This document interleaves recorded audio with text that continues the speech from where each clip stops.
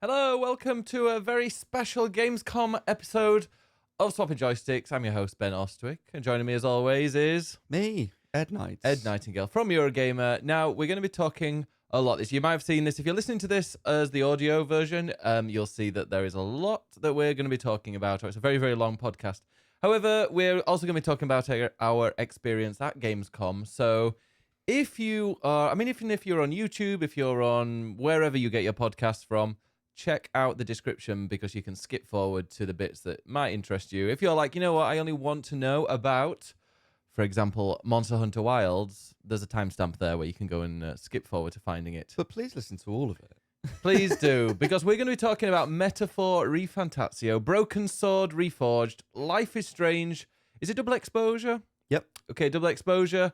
Atomfall, Monster Hunter Wilds, Phantom Blade Zero, Sonic X Shadow Generations, 2 Point Museum, and a whole lot more. So It's going to be a long podcast. We saw a lot of games, so we'll be talking about our favourites and the biggest ones, and then we'll reel off a load of others that we talked about. We will. There's a lot of very cool stuff. I'm going to zoom in on you a little bit because you okay. look really small. Thanks. I'm just next to you. That's all. That's true. And we've got iced coffee to keep us going. We do, yeah. We're recording this the Monday after Gamescom. So we are Tap. pretty much, we have Okay. to tap once you've chinked your glasses. Otherwise, It's bad luck. Yeah, isn't it 7 years of bad sex? Standard. That's what I was told by an Italian. Don't believe them. So yeah, we're going to be talking about lots of games and also what we've been up to at Gamescom. But we're recording this on the Monday. We got back. We'll go back at the weekend. We'll talk about that in a second. Yeah, we'll get to that. But the videos accompanying this. So if you're listening to the audio version of this and you're like, hey, I want to see some action. That's the games that I mentioned beforehand. We've got some exclusive B-roll, or we've got some exclusive footage of it, so that you can check. recording.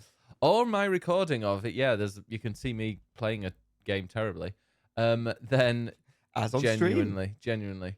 Then you can go and check that out on YouTube. I'm putting that up literally in the next few days. I'm gonna kind of pump them out quickly. As always. Yeah, they are going to be out there as my little children on the YouTube channel alongside Lovely. Big Daddy. Thank goodness you're here, which has just reached 80,000 views. That's it. Yes, Wow. I can't believe Thank that. you for watching, everyone. If it ever gets to 100, feel free to leave some suggestions in the comments or whatever. If that ever reaches 100,000, there's something special needs to happen because the most I've ever got when a video's gone kind of viral is 30k, which blew my mind. And now I'm like, holy shit, 80,000 people. And it's not even like a quick video with something funny on it. It's just... It's a full playthrough. It really is. It's the whole thing. Wild. But go and watch that anyway. Please. Alongside all the other stuff that we've got. But Gamescom, give us a general view of what your Gamescom was like this year, Ben. I had a great one. Last year I didn't go with many meetings, so I was kind of like wandering around. There was a lot of me just hanging and being like, oh, Ed's got a meeting now for 2.5 hours and I don't have anything, so I might just find a place to sit, which you can't at Gamescom because there are like 0 seating areas or very, very few. And They're always rammed and full of people having meetings. yes, exactly, yeah. There are people literally having meetings there were people taking up, I went to have some food at this really, really expensive kind of sushi and ramen place, which is nice, but also 30 euros or whatever for some ramen and a tiny bit and like 3 pieces of gyoza. Oh. You're looking like shocked, and when I sent you that as a message, you totally just pretended to read that. You sent me a lot of messages, Ben. Wow. I okay. do remember you saying that, but I'm still shocked. Yes, it was ridiculous. But I was in there, and it was really busy, and people couldn't find tables. And there were people there with computers, not eating anything, just having meetings. And I'm like, get the fuck out of there. This is a restaurant. I didn't spend a penny on food, but that's because I just scrounged free food Oh, from yeah. each of the stores. No, I scrounged free food, and some of the free food was not the nicest, I Oh, gotta no, say. but it was free, so there we go. Yeah. I guess maybe we should just explain like what Gamescom is, for maybe people don't know. It's a really big games convention, basically, in Germany, in Köln. Oh, is it a convention or is it a trade fair? Well, it's both, really. Yeah. So, That's why it's com and not con, isn't it? yeah. So it's in the Köln Messe, which is this absolutely massive convention center in Cologne. Yeah. And there are 10 halls. Yes, I think it's 10 there in are. There's total. definitely a 10. They are absolutely massive. Mm. And essentially, it's kind of split into 2 bits. So there's the media and trade bit, and then there's the public bit. And you say that there are 10 halls, but the media side, sorry, the media and the business side of it, a lot of those are split into upper and lower. Yeah, So there's like it's 4.1 doubled. and 4.2 Yeah. on 2 floors.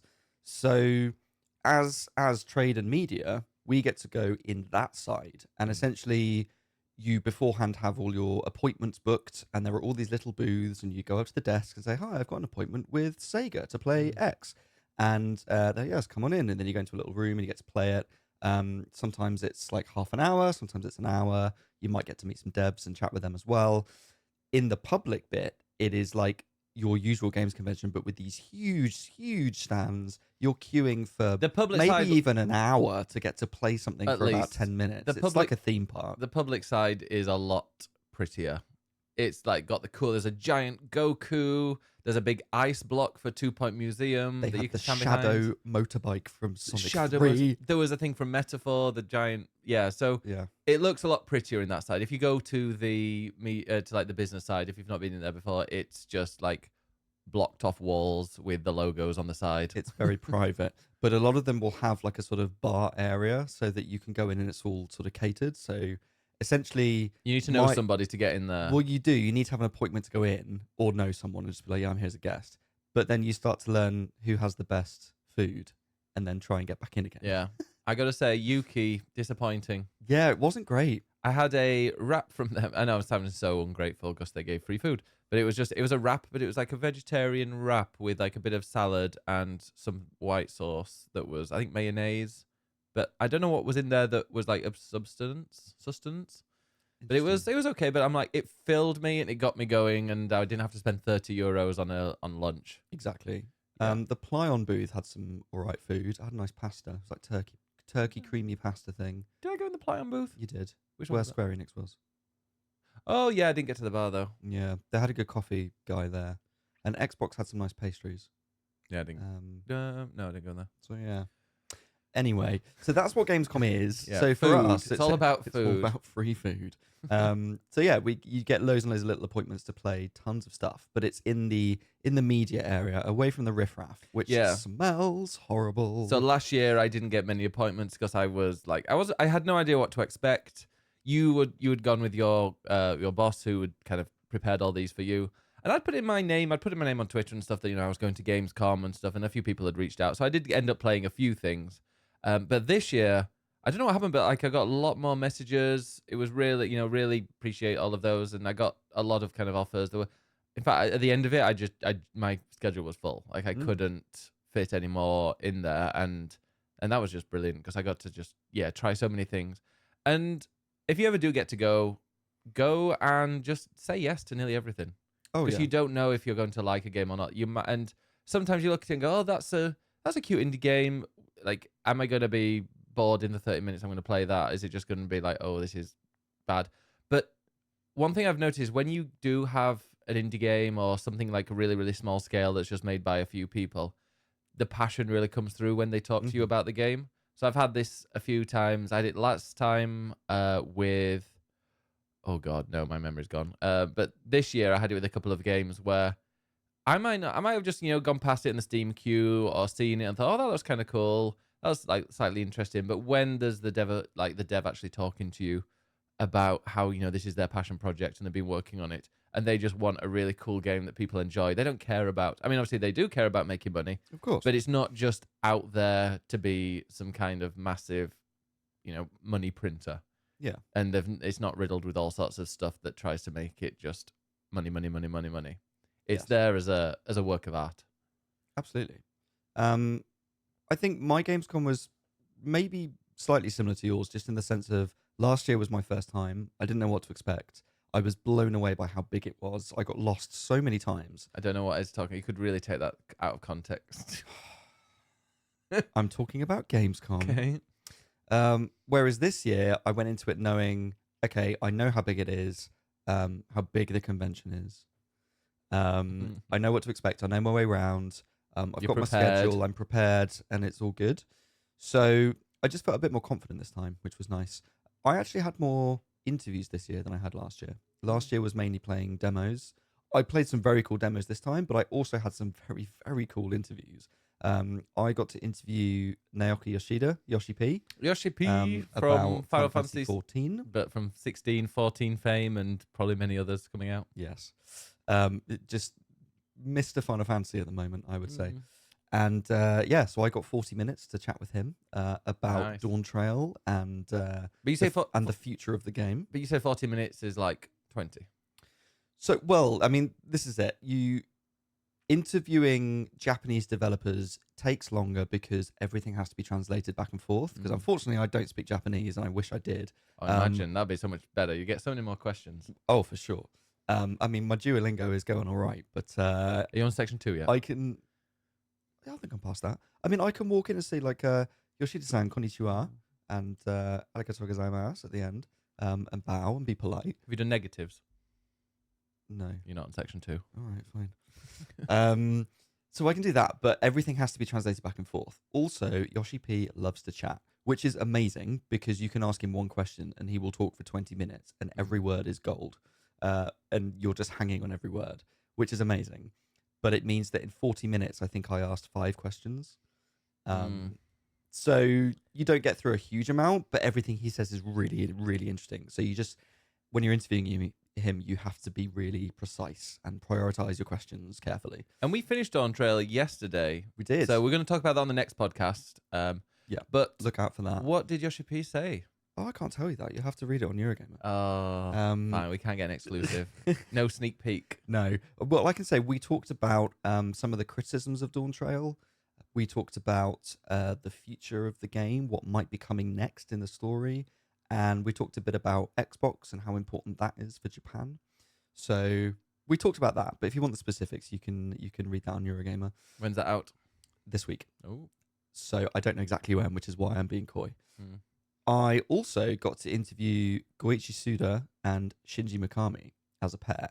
So they made a game together called Shadows of the Damned, which is being remastered, which is why they were there. But Suda made, as Suda51, made Killer 7 and some other sort of weird Capcom Grasshopper games. And Shinji Mikami is the creator of Resident Evil, of all things, and a load of other stuff that's incredible. And I got to shake his hand and sit and have a chat with him. Yeah. And a picture, which was amazing to be like, oh my God, you made Resident Evil. I love you. So that was very, very cool. We talked a lot about sort of remakes and remasters and why that's important. What's the next Resident Evil to be remastered? Well, he doesn't know about that. Well, the interesting thing with Mikami is that I was asking about remakes, and I'll say this much. Again, you can read it on Eurogamer this week, but I'll say this much. He did say that he doesn't like revisiting his old games. So when he's made something, he's done, and he will move on, and he doesn't really want to go back because in his eyes, it's complete, and he doesn't want to go back to that. I also asked him about Dino Crisis, but you can read that on Eurogamer. Oh. So they were very cool. Then I did get to play Dragon Quest, which we won't really talk about because there's an embargo coming up, but also there's not too much to say. But I got to play it, and then they said, oh, now it's time for the Q&A. And out comes Yuji Horii, who is the creator of Dragon Quest. And Dragon Quest came before Final Fantasy, is the game and series that basically defined what a Japanese RPG is. Sure, some people are furiously typing in the comments right now. No, he did. Dragon Quest 1 is where it all began in Japan. And he's in his 70s now, I think. And he comes out and sits there very politely. And like they're like, well, do you have any questions? And I'm there with these like two, I think they're both Italian guys who, no offense to them, were not prepared. I mean, neither was I, but I was like, right. And they just looked at me and I'm sat there with my book, like, let me write some questions down and record this, which was amazing. I got a picture with him as well. Oh. And also, we both got to meet Charles Cecil. We did. We'll talk about that in a bit later, but he is the creator of the Broken Sword franchise. Yeah. And we both got to meet him. I met him last year as well, but we got to meet him again. So, and get pictures. So basically, I got to meet some very, very cool people this year, which I am... Not to show off or anything. Not to show off. Not to brag. Sorry. Name drop. My God. Wow. Name drop. Can you collect those names up? It's more so that you can all go to Eurogamer and read about it. Yeah, this is becoming a bit of a Eurogamer promo cast. Sorry. The rest will be my thoughts. Brilliant. And so you enjoyed Gamescom then? You were very tight. How was your journey home? Because... Well, that's the thing. The journey home was a bit of a shitty end because we didn't to a very good few days. go together. No, we were traveling separately. We do live together. We are together. We do a podcast together. We don't do everything together, just to be clear. Like travel. We don't travel together. I was traveling for work. You were traveling for work. We were on different trains. But we got the Eurostar across and then the Deutsche Bahn train down into Germany, which on the way there for me was totally fine. Yeah, I got No two. problems. I got 2 Eurostars because I booked Okay. it through the Eurostar website. I think it only does Eurostar trains. Okay. Whereas if you do it through something like the train line, it goes through. They'll pick Yeah. local ones as well. That's what we had. So I went the Eurostar one, and that was very, very simple, very easy to get there. Yeah. And yeah, yours seemed all right as well. It was fine on the way there. The problem was on the way back, where there was essentially a truck that crashed off a bridge onto the rails. Yeah, the pictures were quite shocking. Really horrific. The driver survived, luckily. Apparently he crawled out Wow. and then he stumbled out of the cab and then like laid down and then an ambulance came. Wow. So really like horrible accident, but caused a lot of problems for everybody because this is the main train line Yeah. between Cologne and Brussels. So everybody's trains were screwed. So we arrived at the train station and it's a bit delayed, the train, but we realised, oh, it's not actually going to Brussels. It's going to like 3 stops beforehand. That's a bit strange. So we get on and then we realise that this accident's happened and there's a lot of chat about how we're going to get to Brussels. We end up stopping at Aachen. Aachen. So that would have been Liverpool there. Yeah. Aachen, which is on the border of Germany and Belgium. And we end up stopping there because the train won't go any further. So then it's, how do we get to Brussels? There were local trains. There was a Eurostar. Everybody is just stood there in the same boat thinking, how do we do this? We all eventually pile on this Eurostar train. We're already late. So I'm already going to miss my Eurostar from Brussels. We pile on a Eurostar that's going to Paris, but via Brussels, which is the quickest way to get to Brussels to try and get essentially the last Eurostar of the night, which is at 9:20, which is, we'll get to it, but the one that you were on. Yeah, I was scheduled for that last one. Yeah, I was on one 2 earlier, but we missed them.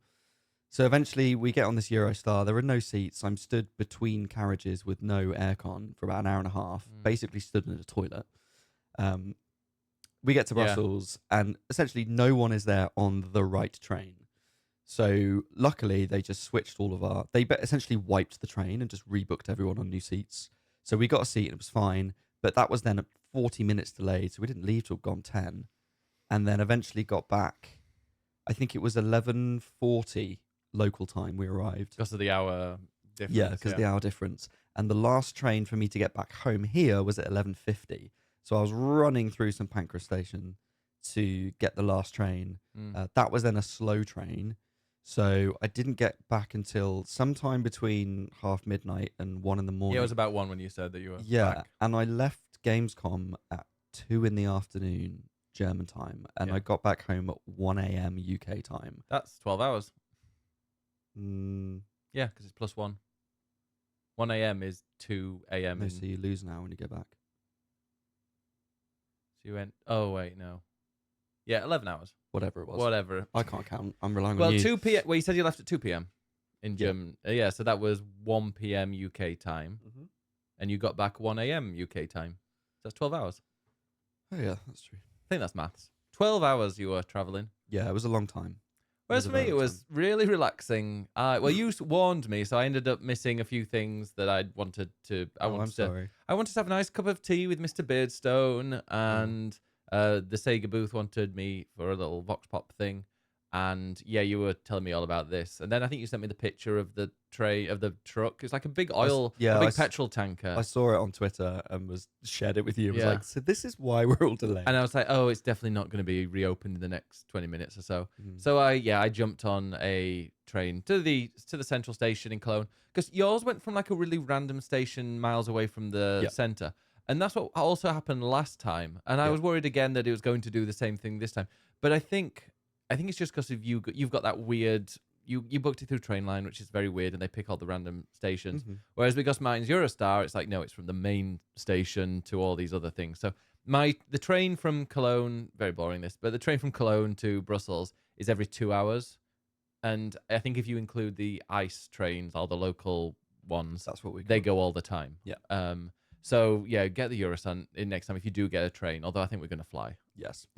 I'm not doing a So- train again. But anyway, I got there about an hour and a half early. So I wasn't early enough to catch the train before, which is interestingly the one that you caught to get to Brussels. Yeah. So the one, yeah, we could have ended up on the same one if I'd got there like an hour before.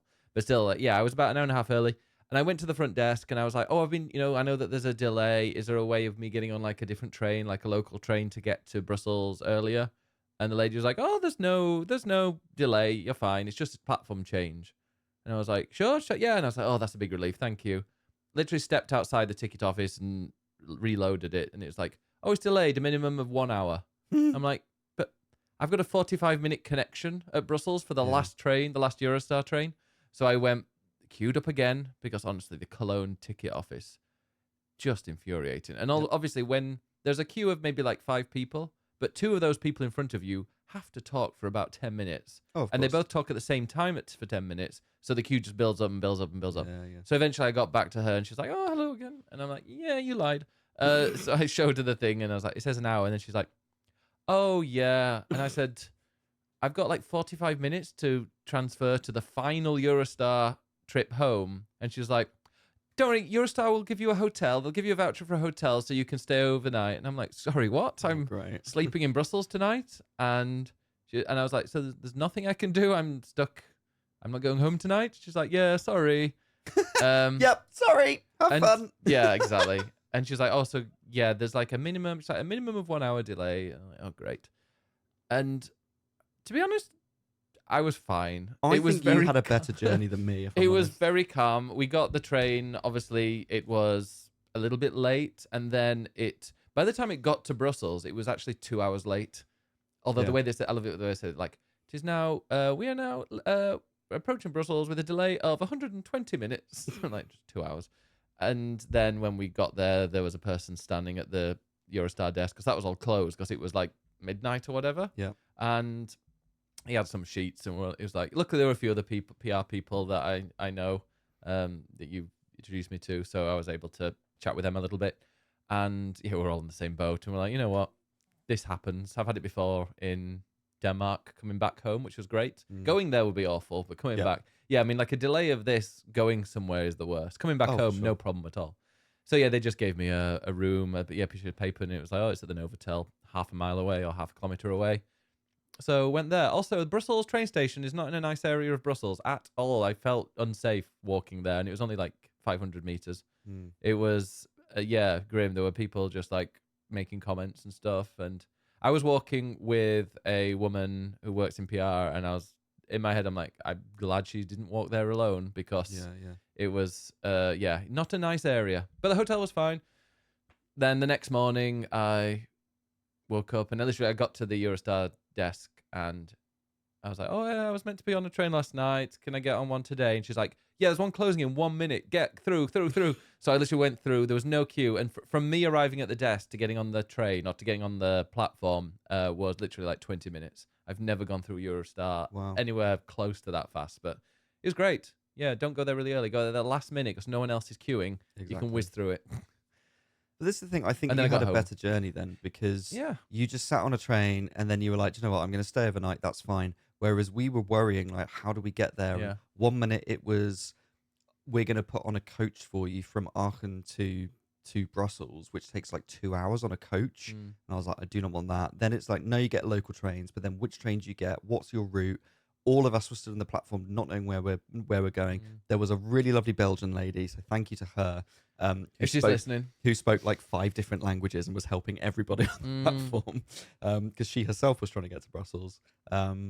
So it was just madness. It was trying to get between different platforms because they kept changing which platform the Paris train was coming into, so nobody knew. It was absolute carnage. So yeah, it was stressful. Yeah, I bet it was.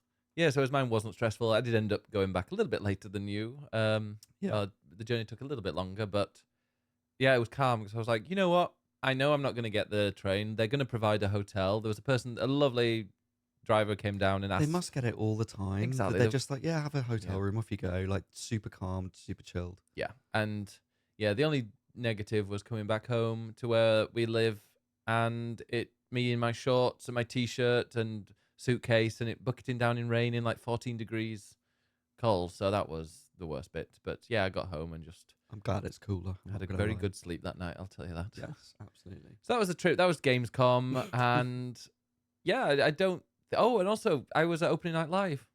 Of Forgot to course, mention yeah, that, the start. Yeah. How was that in the audience? That was really cool. That was, I mean, it's one of those kind of, not bucket list, because it's not like, it's not like visiting the Great Wall of China or going somewhere like climbing up to Machu Picchu, but it was really cool to just be there and see it all happening. And it was massive. It was apparently a lot bigger than it was last year. They'd moved the hall. Apparently, originally it was in the hall where the Xbox place was. Oh, you were in 8. I think at the so. end. Yes, it was Right, massive. because I did think that last year, that's the hall where Xbox and Sega were in, Mm-hmm. and they were in a different hall this time, and the 8th was blocked off, and I was like, oh, are they not using that this year? Now that makes sense. That's where the theatre was. That's where it was. It was huge, and we managed to get there. Thank you very much to Iona, who I spotted in the queue and was like, "Hey, how are you?" And I felt so bad, but I didn't want to stand in a queue with nobody on my own. Yeah. So I joined. So you pushed in. Good. No, I didn't. I'm British. proud I of don't you. push in. This is a lie and slander. So I just Iona joined. was saving your space. Joined my friend. Yes, I joined my friend, and we got in there, and we got in there like 2 hours early, and it was about 2 hours early, but they had got the seats and put, everybody was it was quite chilled. Yeah. We had really good seats. Not that it really matters too much because it's just screens. And then, I got some beautiful, I was really annoyed though, because there was like bratwurst or currywurst and chips. Mm. And I thought, I can't have a giant sausage. That's just going to make a mess. And I had a nice t-shirt on. I didn't want to spill on it. So I just got the chips. And then I saw the bratwurst was like all chopped up and stuff. Whip it with a fork. Yeah. I didn't That's realize how they it do. arrives. Damn it! I wish I'd known that because I just had some chips and a cheese bagel, which was a bit plain and bland and just carb. That's all it was. So 2 hours we're just chilling and chatting to people, and then it starts, and we were there. Did you meet Jeff Keighley? I technically met him in the sense that he was about 20 meters away from me. Okay. And also the Peter Molyneux. What were his shoes like? I don't remember. I remember thinking he always wears really bad shoes. Yeah, he's not got a lot of style, bless him. No. He's like he and Phil Spencer. lot? And Phil Spencer are kind of the same style wise, aren't they? Nerdy t-shirt and a jacket. I don't think age is determined on your fashion, but they do dress like 20 years younger. Yeah. And 20 pay grades lower as well. They try and dress. And it's like, no, just wear your suit. Just wear a suit and look professional. I mean, what was the guy? Oh, not Jim Ryan. What's the Sony one that used to wear, and he just had a shirt. Didn't wear a tie ever, but he still wear a suit, and he would just open it at the top. I mean, that's fine. Yeah, what's his name? I can't remember. I think I know who you mean, but I can't remember his name. But anyway, so that was it was cool there. Peter Molyneux turned up. Yeah. Which other people were like, isn't he cancelled? A little bit. He's got really into crypto. Yeah. And he scammed a load of people out of money because he's basically his new game. He's like, I'm funding this myself. It's like from the money you got from crypto, from a load of people, from all your failed projects. So make of that what you will. Yeah. Although I was quite proud because Borderlands was announced at the beginning, Borderlands 4, and it came up with, oh god, what's the name of the studio again? With Randy Pitchford. It came up with the name of the studio, which we'll find right now, because of course, how do I know the director? Everyone knows Randy Pitchford. Borderlands is a Gearbox. Oh, thank you for finding it just as I look at it. Yeah, so it came up with like that's literally in my head. Came up with like the Gearbox logo and stuff, and I was like, oh my god, Borderlands. Nobody else got that. Oh.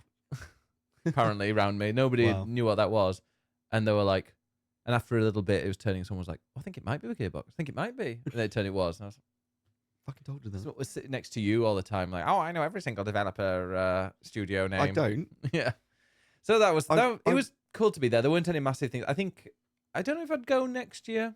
No, it wasn't. It was cool to have been to a Gamescom there. But I think next time I'd like to just sit at home or in the hotel room if I'm there and either live stream it from a from a computer or a laptop I've got, I might have, or just watch it and chill and I chat mean, I about was it sat there. watching it in our hotel room, preparing to write about it, which was a lot less exciting. So, like, going to it, yeah, cool, super cool experience. Literally sat in your boxes in the hotel room watching was it when I not in my came. You were boxes. when I came back. Well, I was hot afterwards. Oh, really? Was it that good? No, it wasn't. That's the thing. It was not that good. I didn't think this year. I think everyone watches opening night live and they're excited for some new announcements, and there wasn't really much new. It was kind of just here's another look at something that we already know is coming out. So for me, I didn't find it particularly exciting, but I'm really glad that you were there to have that experience because that's really cool. But it's like the E3, Key 3, whatever it's called, Summer Games Fest is only like a few weeks before. Yeah. So I think that's where they save all the announcements for. I think the announcements are at Summer Game Fest, and then Gamescom is where they open it to the public And with they show demos to be people. like, now you can play what we've already shown you. Yes, So it's good to be there to play it, but I don't think the opening night live is great. exactly. So yeah, that was Gamescom without talking about the games. Yeah. Shall we talk about what we actually played? We will. And we're going to start. And, we're going to do it because I'm going to be pulling them out and making them videos and stuff. It might sound a bit weird, but we will kind of like properly introduce the games kind of individually. Yes. So, should we just do it in order? Let's start with the game that, well, I don't know if it was game of the show necessarily, but it's a game that both of us are very excited about. And that is Metaphor ReFantazio. Oh, I thought you were going to go for another one. Yes, Metaphor. I got to stream that from the Sega booth, which was really cool. They gave me 3 15-minute demos that I could play, and it cut off immediately after 15 minutes. So I didn't realize that. I thought it was kind of a 15-minute kind of segment, but it was no properly off. Very timely. Very timely. One of them was like an exploration demo. The other one was a dungeon demo. And then the third one was a boss, I want to say. Okay. And yeah, it was very Persona. It's obviously made by the Persona folks. I was going to say, just to sort of run down what the game is, this is the next game from Atlas, which is the developer who made Persona and Shin Megami Tensei, which are games that have been around. Persona's been late 90s, I think was the first one. Shin Megami Tensei has been around since late 80s. So these are really long series. And Metaphor is kind of the first new thing that they've done in a really long time. I think Persona 5 was 2016, and last year was Shin Megami Tensei 5 Vengeance. I think that was last year. Other than that, they've done a lot of re-releases, a lot of spin-offs, a lot of sequels. This is the first game in ages that is brand new for them. Yeah. And it uses a lot of the same systems from Persona and Shin Very Megami much. Tensei, but it has a lot of advancements that are showing what they're looking at doing next. And it has a high fantasy setting. So it's completely different to like the modern Japan that you know from Persona. This is proper fantasy. And it's kind of the first time they've really done that, which for me is why it's so exciting. But Yes. yeah, so tell us more about the demo that you played. Yeah, the first bit was the exploration, and I had to go from one place to another. And is it open world? Oh, it's not open world, but it's just like a giant world map that you can go and explore wherever you want, I guess. Yes. So I'll say that I also played it not at Gamescom. You might remember I was away a couple of weeks ago, and I went to New York, and I got to play about 3 hours of Metaphor, which was different to what you played. I played 45 minutes. So I won't go too much into what I played, but I can give some background. There is a massive world map. Yes, it is huge. The way the game works is that it has a calendar system like Persona, but Persona is set in like one town, and you go by day to decide what to do. In Metaphor, there's a huge world map, and you still have a calendar, but you will have certain quests, missions, whatever, and it will say, right, this is going to take you 2 days to travel to where you get Yes. there, and then however long to do it, and then however long to go back. And so you have to decide, well, do I do that mission that takes 3 days, or do I do this mission that takes 1 day? And you have to align it in the calendar, but choose where you go in what order as you explore this world map. And so that's- it's kind of a step on from what Persona does. And that's what I really, really, really love. And I've played games, and anybody that's listened to the podcast before, I've had criticisms before of when when you play like a big fantasy epic and you can just fast travel from one side of the world to the other instantly, like in Final Fantasy 16, you just don't get that scale of it being an incredibly like huge world map. It's one of the reasons why I love 10, because it's quite linear. It's very linear, but you're going on this epic journey and you can't just quickly whiz back to the place that you started at very quickly. Whereas this, I needed to go to a graveyard or somewhere or some kind of mausoleum or whatever. But on the way there, you can then have your conversations with your party, with what was it, Hulkenberg, not Nico, not the F1 driver. She was. She's very cool. She was very cool. But yeah, we went on like the top of the deck of this ship to go and talk about just get close to each other and you know to increase our bond. Similarly to in Persona 5 is probably like the one I've got the most recollection of playing. So that was really cool. But like, it's the first thing that hit me was the music. I thought the music is just incredible. I adore the battle music. It's so good. Over the top in a great way.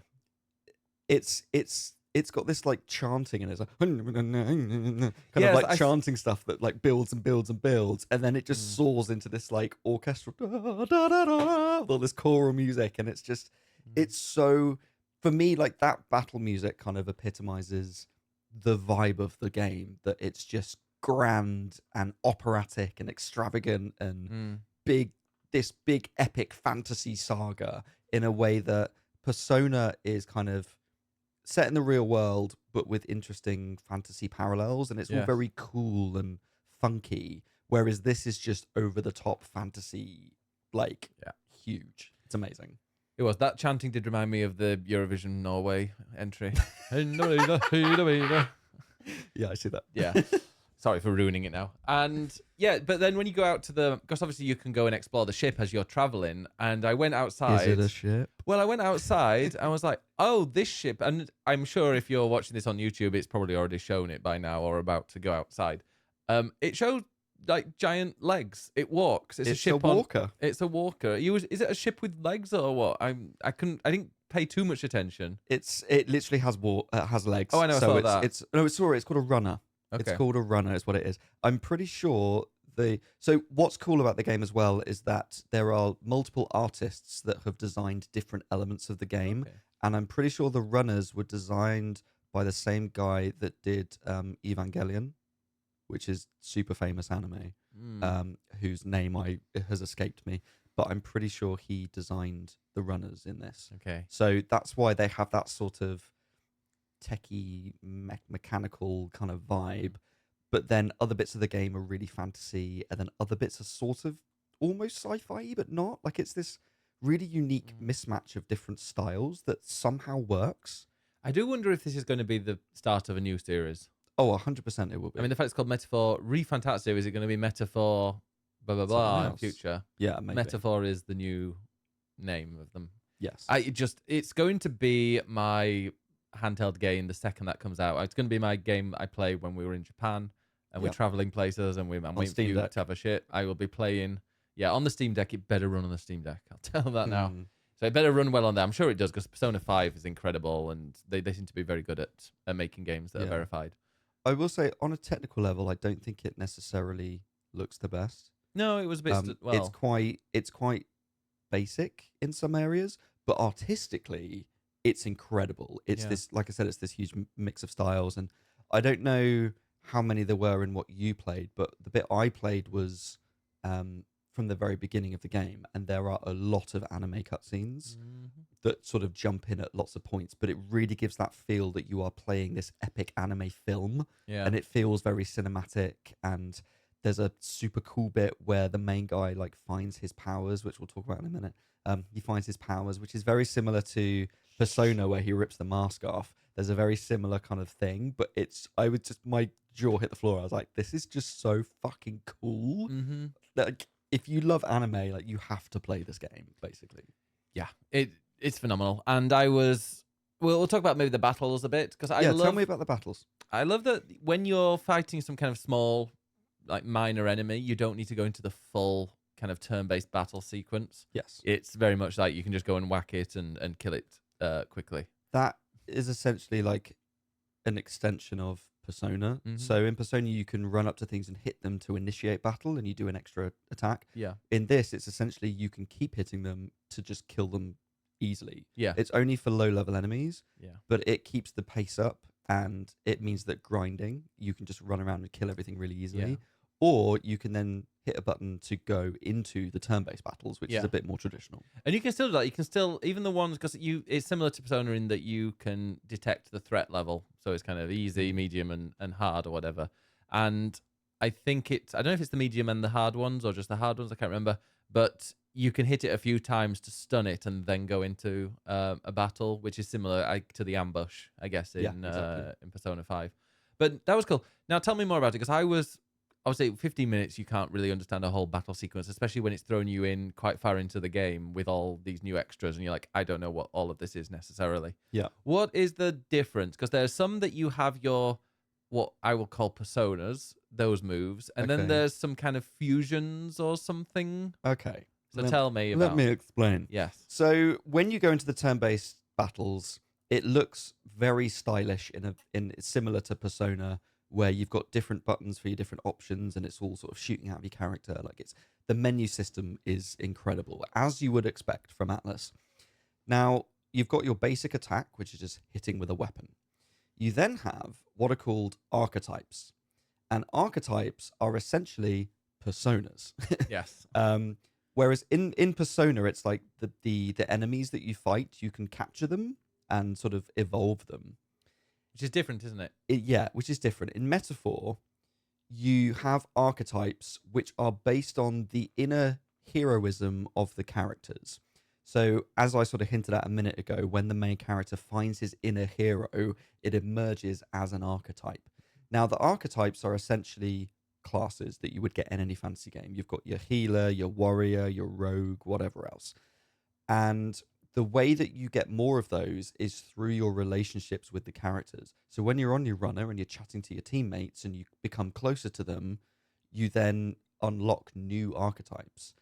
And what's different, and I'm pretty sure I'm right on this, is that any character can have any archetype, I think. I might be wrong on that. I might be wrong, I'm sorry. But in Persona, only your main character can switch personas, so your party members feel quite set. Whereas in this, I think there's a lot more customization, I think. And so you can then evolve those archetypes to, you level them up through battle, and then you evolve them into new versions that unlock new moves. Yeah. So it gives you a lot more depth, I think, than Persona in that way. So they are your, essentially like Persona, but they're called archetypes. And you go into a place that's similar to the Velvet Room, where you can manage them. It's like a place in your head, all of that kind of stuff. So it feels quite Persona-y, but it's archetypes, it's inner heroism, it's a fantasy version of it. And then the other thing that you mentioned there is called synthesis. And essentially, that is where you can combine your moves with those of another character. So what that might be is maybe your healer character can heal with the archetype moves, can heal one person. But if you select synthesis, it combines it with another character's move and allows you to heal the party, and not just one character. Or maybe there are two different characters' attacks that combine into something cool. It reminds me a little bit of Chrono Trigger, which has techniques that work similarly.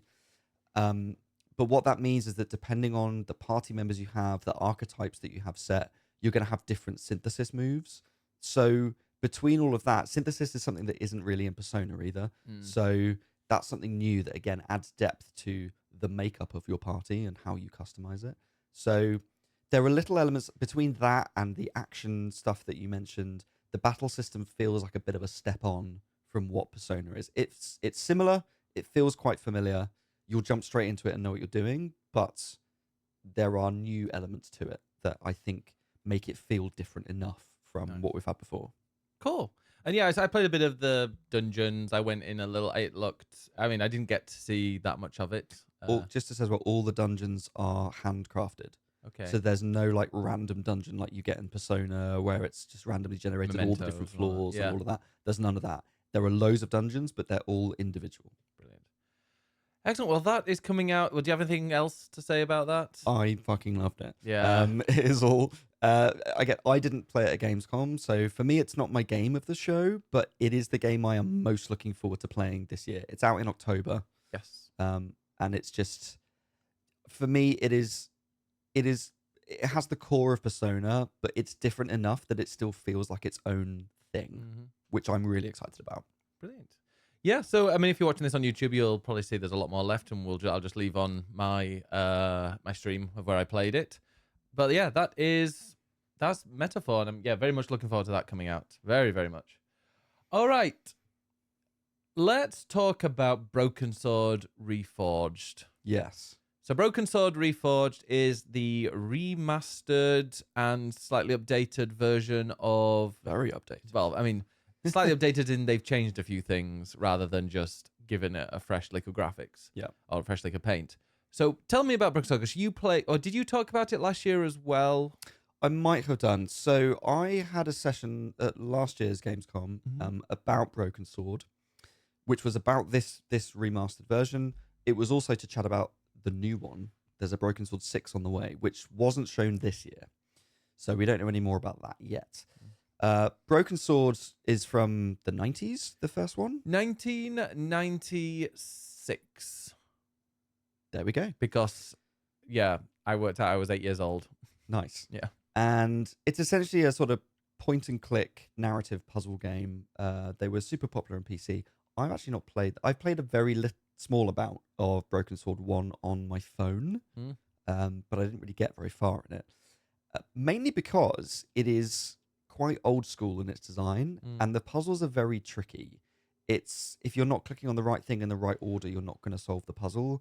So it can be quite confusing for new players that aren't used to that style of game. Yeah. Which leads us into what has been changed in this new version, where there is now a story mode, which is an overhaul of the UI. Yeah. So it's things like it gives you subtle hints as to what you can and can't click on. What you've clicked on before will then not be clickable again. Yeah. So that you can exhaust the option. Yeah, exactly, to sort of solve the puzzles. So there are... And that is completely optional. You can choose to play it in the old school way if you prefer. It is just one way of playing it. And to be honest, that's how I would play it. Yeah, I mean, that's just a modernized version of playing the game, really. Exactly. And you can even switch to the old graphics as well if you want. Like there are many options. If you want to play the original thing with the original graphics, but on a new console or whatever, then there's the option for that. But yeah, so we got to chat to Charles Cecil, Yes. who is the creator of Broken Sword, and he was able to tell us a bit more in detail of the reasons why he's changed some things and the reasons why he brought it back, and just why he loves the game and why other people do as well. Yeah. And just to say, he is an incredibly passionate and just lovely, lovely man. Yeah. He is properly kind of big smile, rosy cheeks, greets everyone and is just so friendly. Has time for everyone. Yeah. Genuinely.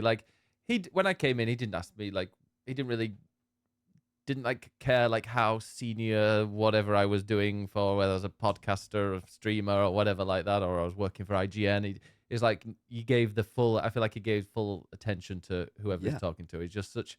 And I was talking earlier about how when you go and talk to someone or you talk to devs, you can see how their passion for something is way more than just making a cash grab. And he was somebody that loves, adores his game, is incredibly proud of it, and just wants as many people as possible to play it. And and I think this is the reason why this is coming out, is because he wants the new generation to play. And that's what he said as well. Is there's a lot of things that in these days they don't necessarily it doesn't translate.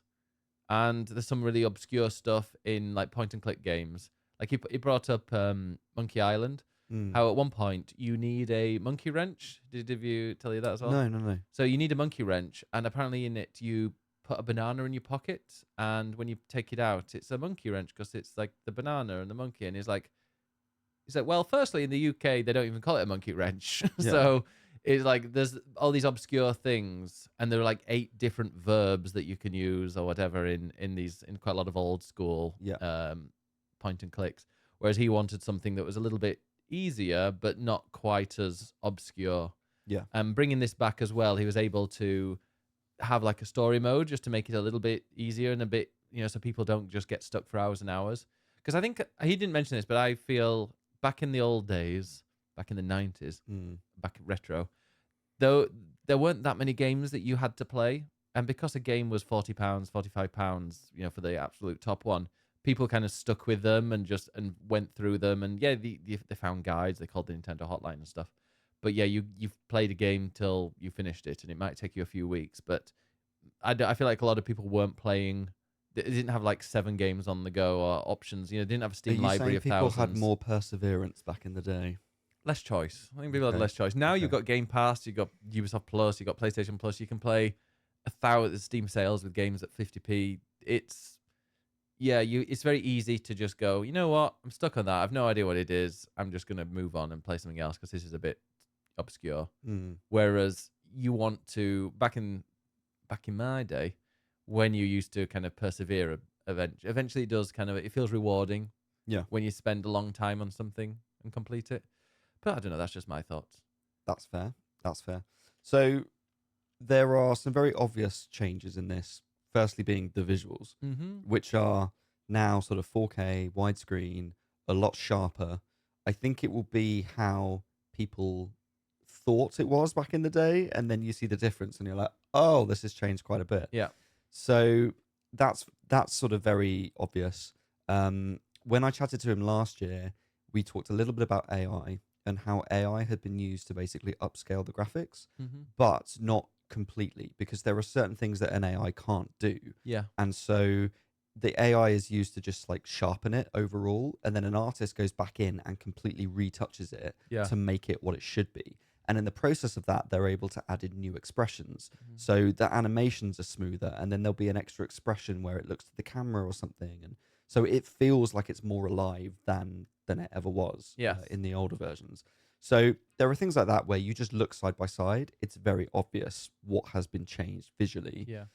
But there are some inconsistencies that he was very happy to update. Yeah, I think this sort of remake affords a chance to change things that maybe weren't quite right in the original. So one of the things, and I'm sure he talked to you about this as well, it's quite a big deal, I think, in the games community, is at the very beginning, you have your American reporter, whose name I can't remember, who is the protagonist of the game. And he sat in a cafe, and this clown comes along and goes into a cafe and drops a bomb, and the bomb explodes and the cafe blows up. And that is the start of the game. That's the start of the investigation. And it's very clear that in the animated scene that shows this, the clown puts the bomb on a bar stool. And in the original, when you then enter the cafe afterwards, the bar and the stool are completely intact. Yeah. And the explosion looks like it has happened in the middle of the room. But that's inconsistent with the cutscene. Yes. And that's something that Charles was very annoyed about. Yeah. Understandably. And so now he's remaking it. It's a chance to basically redraw that and create that consistency. So the bar's destroyed now. Yeah. Now you go in, the bar has been blown up, and it's much more obvious where the bomb was placed. Yeah. Consistent with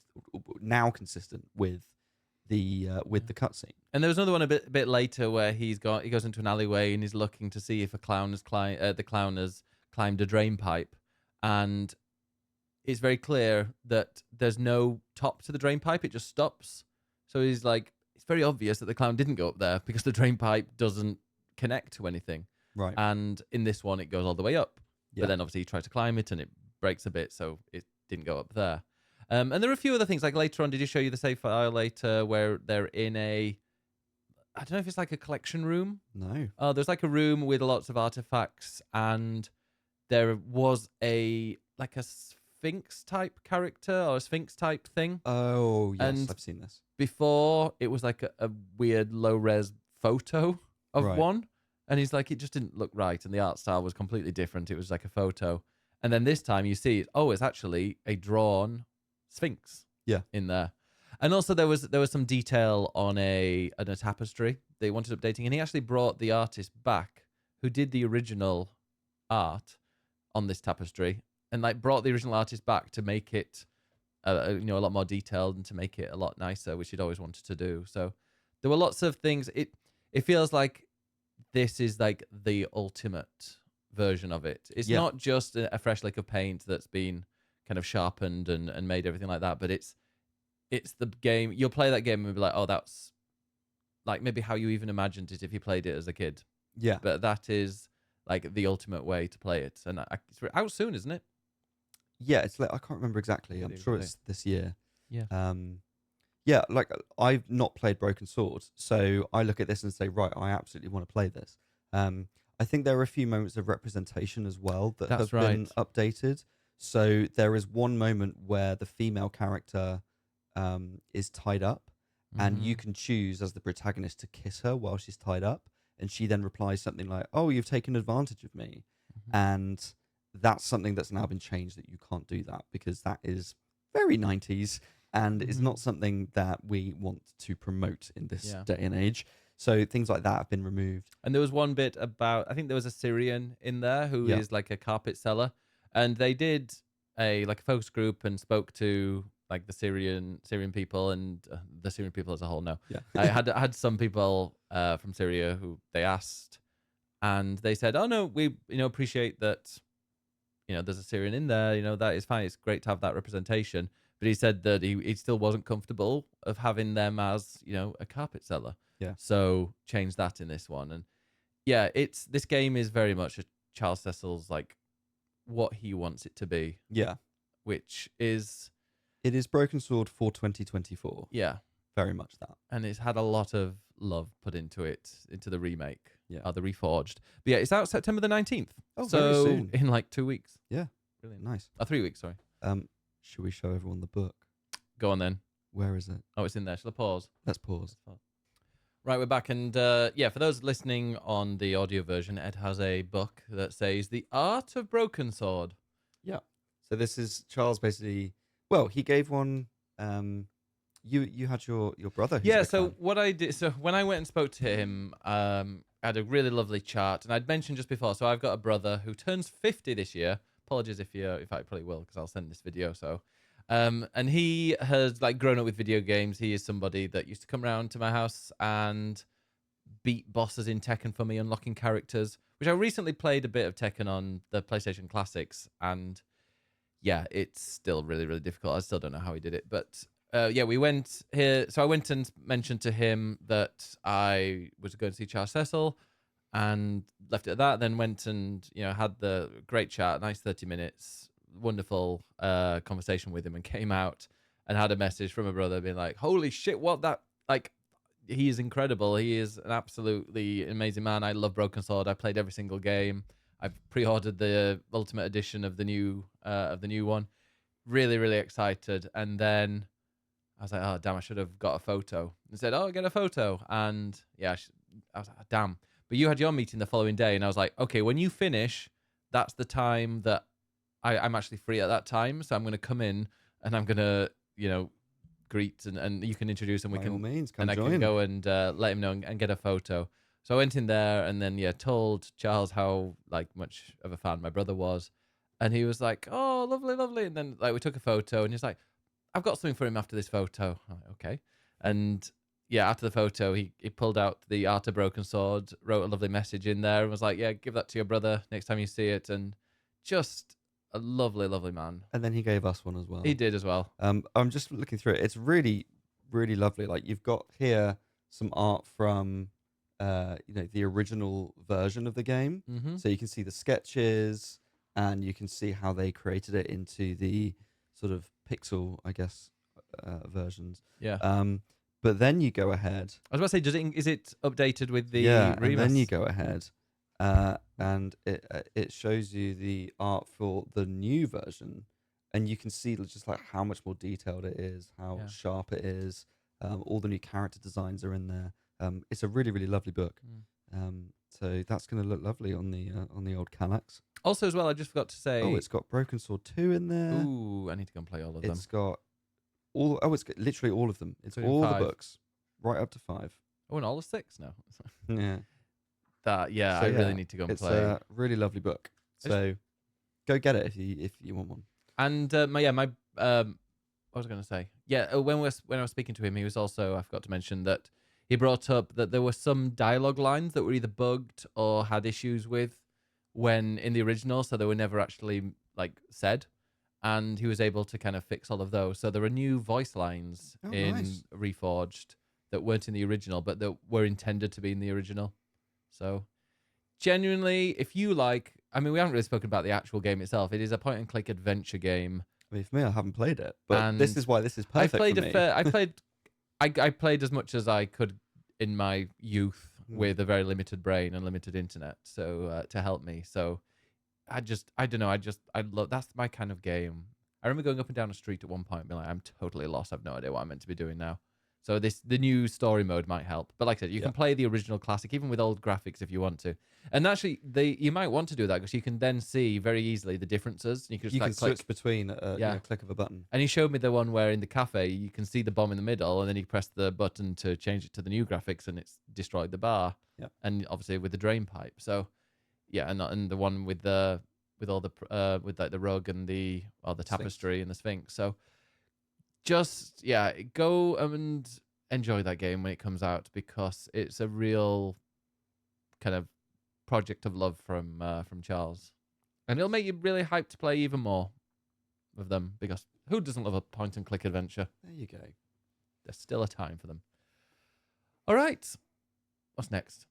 So we're going to talk about a game that you played that I haven't. And that is the new Life is Strange. That is true. I have played the new Life is Strange. I played a little bit, so I'm going to not give too many spoilers. I think anything that I say has already been shown in the trailer. Okay. I think. You think? So if you want to go in completely fresh, don't look at this. There will be some video shown on the YouTube version. So there will be a scene from that, but it's not going to kind of spoil it. Okay. What I get the impression is that after, because it's in chapters again, Yes. I think after chapter 2, that's when shit goes down. You do not want to get spoiled. Okay. Because the game comes out in, I think like in early access, or it comes out in there's a pre-order something. You can play the first 2 episodes something like 2 weeks early. Okay. And then the rest comes out. And I think I get the impression that the second episode might have a very big cliffhanger, and they want people guessing. I really hope nobody data mines that. Oh, I hope so. Well, I imagine it won't be data mineable, because I guess they'll just pump out this first 2. They won't include all of them. So yeah, if anybody doesn't know, it involves Max, who is the protagonist from the original game, who was all right, a bit whiny. I mean, I preferred her to her friend Chloe, who people loved. And this is going to be, okay, we will talk a bit of a spoiler very big spoiler, for the end of Life is Strange 1. So to be honest, if you want to kind of see what it looks like, just mute this video and watch the video, because we will be talking about spoilers for that. But at the end of Life is Strange 1, you can make a decision whether to save Chloe, who is either a very good friend or your girlfriend, or the entire town. And me, finding Chloe quite annoying, saved the town, and Chloe went and died, because she dies at the beginning of the game, and you do some time travel, and you have to go back and kind of alter history. Well, yeah, so Max as a character can manipulate time, right? Exactly. You can manipulate time. You go do something and you can go back. I can't quite remember. It's been a long time because I played it when it first came out. But yes, there's at the very beginning, I think your a friend Chloe or somebody that you know, she gets killed, but you go back in time and you stop that from happening. And then as it progresses or whatever, things get worse and worse. And then you realize that you had to kind of let her die at the beginning, or the whole town was going to be destroyed. So I haven't played it, but 100% I would save my lover, not the town. Screw everyone else. Well, no, she annoyed me. So also, it's great for representation, as you know. It's Life is Strange because you're Max, a girl, and she's a girl as well. So with blue hair, just iconic. Yep. And there's also been a murder as well in the original that you have to kind of solve. It's really cool. I loved it. There were some twists and turns. There's a twist at the very end of the first episode, which was just incredible. And I was like, what is this? And there's also another one very close to the end. So I really enjoyed it. I'm looking forward to this a lot. But I'll just say quickly, like I have played True Colors, which I really enjoyed. yes, And what I like is that, or what I personally liked is that every Life is Strange seemed to be its own story and its yeah, own totally. characters and different. Whereas this, from what you've said, because it's the same protagonist as the first game, is sort of essentially a sequel. Yes, and to be honest, there's a prequel as well, Before That's the true. Storm, because in Life is Strange 1, I think it's your best friend. Generally, it's been so long ago since I played it. I think it's your best friend is murdered or is Mhm. missing, and then you find out that she's murdered. But in the prequel, you're spending time with her. Right. However, it's weird because it was made by the same devs. Correct me if I'm wrong, but I'm pretty sure it's the same devs that made True Colors and also Life is Strange and Before the Storm. But Before the Storm came out, so it's gone weirdly. It's gone. The sun's gone behind the clouds. Oh, okay. I thought it was like the lights going weird. And I don't know. Before the Storm, I found quite boring, very very cheesy, and the graphics were like way worse. It was like a big step backwards, which I just found weird. But people love Before the Storm. There are two different studios that have made Life is Strange games. Yeah. And I can't remember which way round it all is, but there are some of them made by one and some by another. So True Colors is made by a different one to Two. two, I think. Yeah, no, I think two was the different one. Because now you've got one of those teams is now making this, Yeah. and then the other team is now making a completely different game that's a different publisher, completely separate, but quite similar gameplay wise, in that it's clearly very Life is Strange-y, narrative, adventure, choice, etc., but is its own thing. So they've now split off in different directions. Let's just double check because I think I know which ones are which, but I want to just double check. So yeah, you've got Life is Strange. Deck 9. That's one, yeah. So Deck 9, they made. I'm gonna. As in it, Life is Strange Before the Storm, Life is Strange True Colors. They also did the remastered collection. So yeah, they didn't actually make the original Life is Strange, which is interesting. So that's why the prequel is A different style. Yeah. But it's weird because Life is Strange True Colors I thought was really good. But Before the Storm I thought was quite poor. Yeah. Like I didn't enjoy I thought the writing, well, I don't want to be rude, but I just thought it was quite cheesy and basic. Yeah. And I think it might have been quite rushed, I don't know. So I didn't particularly like that. But then True Colors I loved. So I've got a lot of hope for this one. But yeah, Before the Storm involves the same characters as well. But then this is like a proper sequel. Double Exposure. Double Exposure, it's called. What does that refer to? And I was weird because I thought it had another name, but I don't know if that is a different. What was there? Oh, there was another name, but I can't remember what the other name was. Really? I have no idea what you're talking about. I don't know. Maybe there's a different. Oh yeah. Sorry, their new game. That's what I'm thinking of. Lost Records, Bloom and Rage. Yes, so that's been delayed. That is the other game that I was just mentioned. Yes. That is like Life is Strange, but not, and is completely For separate. some reason, I thought it was Life is Strange, Bloom and Rage, but that's a different one. Yes, No, that's been different delayed game. into 2025, so it doesn't coincide with this. There we go. And yeah, it's Max still, but it's later. But at the beginning of it, you get to choose. This is what I've been told. I didn't play this bit, and it's not on the video. But apparently, it's similar to The Witcher 3, where somebody talks to you about your past, and then you can tell them whether Chloe was your girlfriend or a very good friend, and whether she died or whether the town was destroyed. So you can kind of import your decisions there, and apparently that changes some aspects of the game. Okay, because I think people were worried about how this sequel will continue based on the decisions you made in the first game. So that, I guess, is how they're addressing that, is that you can make that choice at the start. But it's quite interesting because I'm like, well, okay. Does that mean that does that mean that Max and Chloe are not together? Because if they are still together, then you can't play a whole game with a character in one version and not the other. Is she away? Does she die no matter what?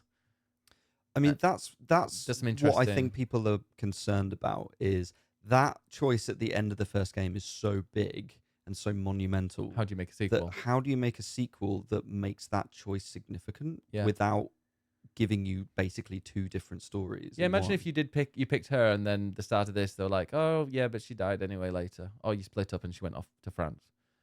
Well, exactly. And it's like, oh, it didn't matter anyway. Yeah. But that would be really dissatisfying. We will see what happens with that because I'm intrigued. So I will pick Okay. my ending because my ending was I saved the town and she was a friend. Okay. Because I just didn't like her. I found her really Wow. annoying. I know a lot of people love her, and I'm sure that's going to upset people. But I found It's your opinion. It's your choice. It is. It's your life that is strange. Thank you.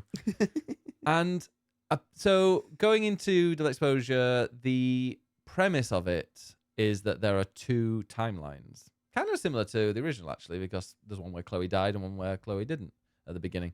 But this one you can kind of switch between them. In this one, somebody's died. Oh.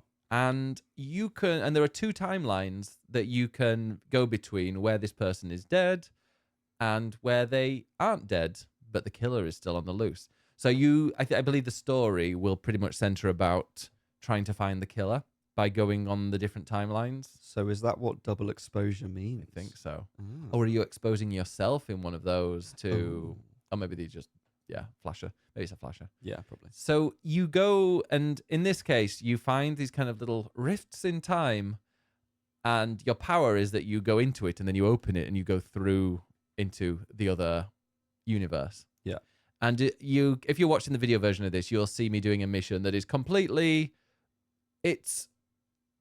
I'll give the premise of it. You need to... So at the murder scene, one of the best friends of this person that died is a guy, and I don't know if it was his girlfriend or very, very close. I think it's his girlfriend. Apologies if it's not. But he takes the camera that she had as like a memento of like keeping it for her. Mm. But now the police are making him the number one suspect. And he's Right. black as well. And he makes a comment of being like, oh, I was the number one suspect anyway. And now this is going to make it even worse. Oh, wow. Okay. So he takes that, and then you need to kind of sneak into this office while he won't give the keys to open his laboratory because he works in a lab and in the school, and he wouldn't open the door or a telescope. He wouldn't open the door to let the police look in because the camera's in there, and then you have to kind of go through into the alternate dimension to go in there and collect the camera and then hide. And there are various like kind of rifts where you can swap between current day and past day. Okay. And involves kind of sneaking around. And yeah, so you eventually you get the camera away. And yeah, I thought it was really cool. The Max it looks different, but it didn't take me long to be like, oh yeah, it's definitely her.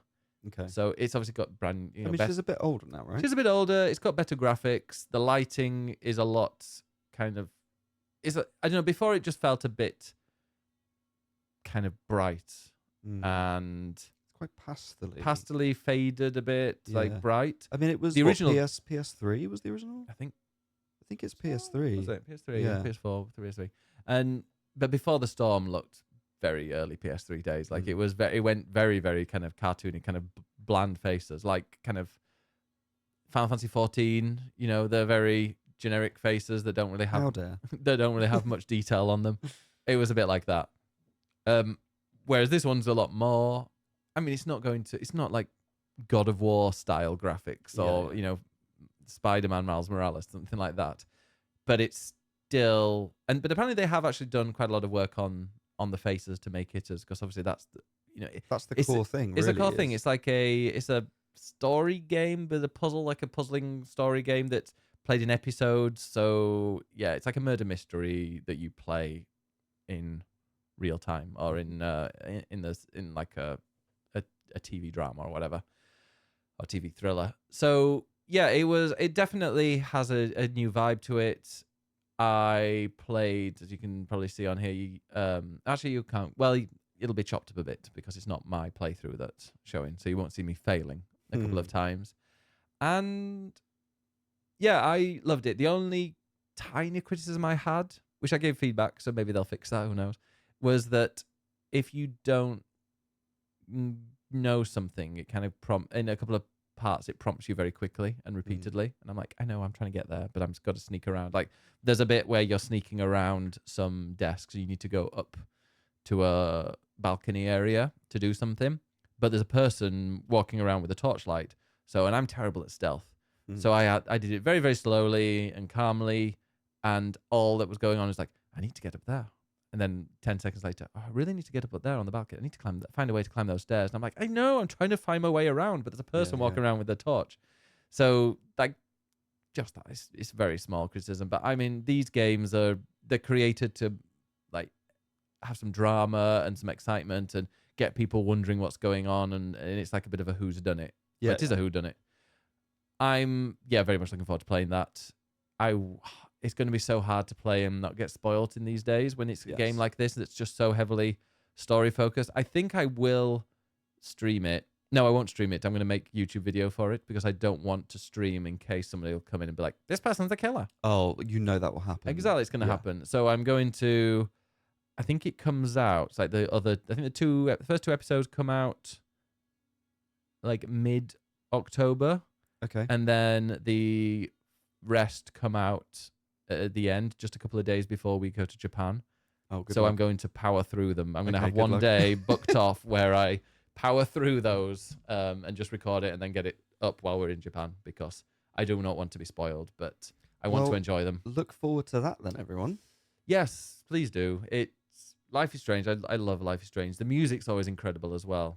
Yeah, that'll be a demonetized. That was my favorite thing. There'll be a demonetized video on YouTube. I can guarantee that. Yeah. So yeah, that is Life is Strange Double Exposure coming out later this year, and yeah, it is more Life is Strange. If you like Life is Strange, if you've never played one and you don't really care that I've spoiled nearly all of the plot points, go and play the original, and then go and play Before the Storm because I mean I complain about it, but it's more story and it's quite an interesting tale. So go and play Life is Strange 1, Before the Storm. 2 is all right. I didn't get into it that much. There's True Colors. There's Tell Me Why as well, which is another separate story. Yeah. Very focused on like the trans twin, I believe. Are they twins? Yeah, I think it's called. Yes, I think they are. You're right. It's been a while since I played that. But that was I really enjoyed that as well. Although again, I picked what people call the bad ending at the end. I think I might have done that as well. I just like sometimes you want to be selfish. Yeah, or sometimes somebody annoys you and you're like, I don't care if they die. Yeah, because you can do that in a video game. Exactly. Don't do it in real life. No. Yeah. Don't be a prick in real life, but you can be a prick in Life is Strange. Although sometimes you see something happening and you just stop. Like we were on the underground. Oh, I'd forgotten about this. We were on the underground in Cologne at Gamescom and on the tram. On the tram. Well, it was underground at the time. True. It's weird. It's like an underground tram. It confuses me. Yeah. But anyway, no, these two people just started fighting and beating the crap out of each other. I think we're both just like sat on our phones, just scrolling, chilled, end of the day. And suddenly people were like running down the carriage. And my immediate thought was, is someone vomiting? In which case, I'm also running because I don't want to be near that. And then we noticed, no, there were 2 guys basically punching the shit out of each other, like throwing each other over the chairs and against the walls and God knows what. And half the carriages are running back away from it. Yeah. The other half are running towards it to try and stop them. People are shouting at the driver. Luckily, we would stopped at a stop at this point. So we weren't moving. And people were trying to break them up. And there was a lot of shouting, obviously all in German. So I've got no idea what was being said apart from probably stop being a twat. Whatever that is in German. I know, I didn't walk. I'm like, I'm not going to, like, if they're genuinely like beating each other up, I'll let them do that. Like that's their own choice. They're beating each other up. I mean, they both true. Were doing it. It's more. I don't want to get hurt, but also I don't speak German, so I'm not going to get involved because I can't say anything at them. Anyway, they got off. Well, they eventually broke up because like I saw there were a couple of women who had been sat near them who obviously don't want to get hit, and I mean, no one wants to get hit, but they were running away, and then one woman just came off from the platform, walked in, and just screamed at the top of her lungs, and that is what made them stop, which I love. Yeah, I was like, "You are a legend, have a really whoever you are." Angry German lady screaming at you in German. You are, I mean, you just stop doing what you're doing. She was great. Thank you to her. Anyway, that was Life is Strange. Double Exposure out later this year or out in October, and go and play some of the others if you like the sound of that, especially True Colors. That was great, which I presented an award to at the Gaming Awards. There we go. Right. So we're now going to talk about a game that we both got to play, which is Atomfall. And I want to start this by just talking about the nature of Gamescom and demos. Because for me, I think there are some things that work really well and some things that don't. So some sessions that you get an appointment, at least, for media or whatever, you get your appointment. It is maybe half an hour, which this was half an hour. And you get a demo that is 20 minutes. Now, there are some things that I think work really well in a 20-minute demo. You get a really good slice of a game. Maybe that is like a boss rush action game or something like Sonic, where you can run through a level in like 4 minutes and you get a really good sense very quickly of what that game is about. Other games are big, sprawling, open world role-playing things that 20 minutes is just not long enough. And for me, that was my experience with Atomfall. So on paper, it is very easy to describe the concept because the concept is Fallout in the Yorkshire Dales. In the Yorkshire Dales. And it even mentions it. It says it is the Yorkshire Dales. And I spoke to one of the, I don't know who, I don't know their position in there, but they said that one of the things in that game is that they didn't want any London voices. Great. So I was like, that sounds like the best game ever. It's very northern. So as a concept and for the potential of that, I'm like, that's awesome. That's a really cool idea. But in 20 minutes, I did not get much of a sense of the game as a whole, which personally I found frustrating. So I think this is going to be really good. I will say that. I'm not shitting on the game. I'm just saying that the experience of playing a very quick demo in 20 minutes is not really enough to really get into like into the depths of this game. But I've played Fallout. You're from Yorkshire, so hopefully between us, we can give you a bit of a sense of what Atomfall is. But that's quite, but also the demos, because we obviously played 20 minutes, and when we were playing games like, for example, Metaphor or Star Wars, which I'll talk about in a bit, Star Wars Outlaws, they give you like 3 choices. So in Metaphor, I got to play all of them because I was streaming it. But I think when you queue up, you can choose whether to do the journey, you can choose whether to do a dungeon snippet, or you can do a boss snippet.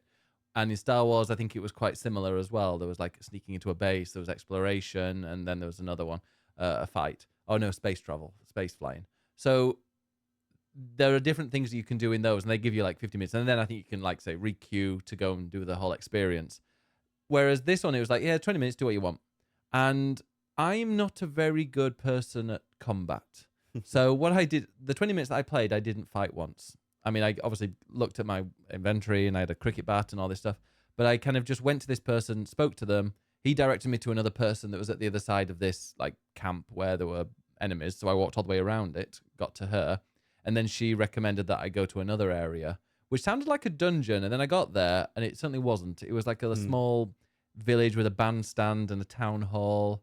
And yeah, it was a really cool setting, but do you want to explain like what the premise is of Atomfall? Yeah, I mean, just to say, like, my experience was the complete opposite, where I went straight into combat and spent most of the 20 minutes sneaking around, hitting people with a cricket bat, and dying a lot. Yeah, which was a little frustrating for 20 Keep talking, minutes. because in the background I might show you. I mean, people that are watching this on YouTube will be able to see it already, but then I can show you like what I saw. Okay, so as I said, the concept is Fallout in the Yorkshire Dales. So it begins with you emerging from this underground base and you don't really know who you are. And there have been scientific experiments and there's been some sort of apocalypse and whatever else, which is all very Fallout. It is exactly the same sort of idea of Fallout. But when you walk out, it's not a wasteland. It's green fields and rolling hills of the Yorkshire Dales. Beautiful. And it's, of course, God's own country. I wonder if it's set near Cockermouth. Or is that the Lake District? I can't remember. I think that is the Lake District. That sounds familiar. Have you been to Cockermouth? It was always, we found it hilarious, the school children going there. I mean, of course. The River Cocker. Could talk about Cock in Mouth, but sorry. Wow. Enough about opening night live had a different meaning for Ed. Hey. So yeah, this game is literally Fallout. It's first person. Sorry to stop you there. No, I just had a message from my dad because I was like, "Oh, I'm going on a bit of a diet," and he was like, "Me too. I need to lose 2 kilograms, or my budgie smugglers will be too tight." Sorry, I had to stop you there. That's a horrible thought. Anyway, sorry, where were you? Why would my dad send that? Wow.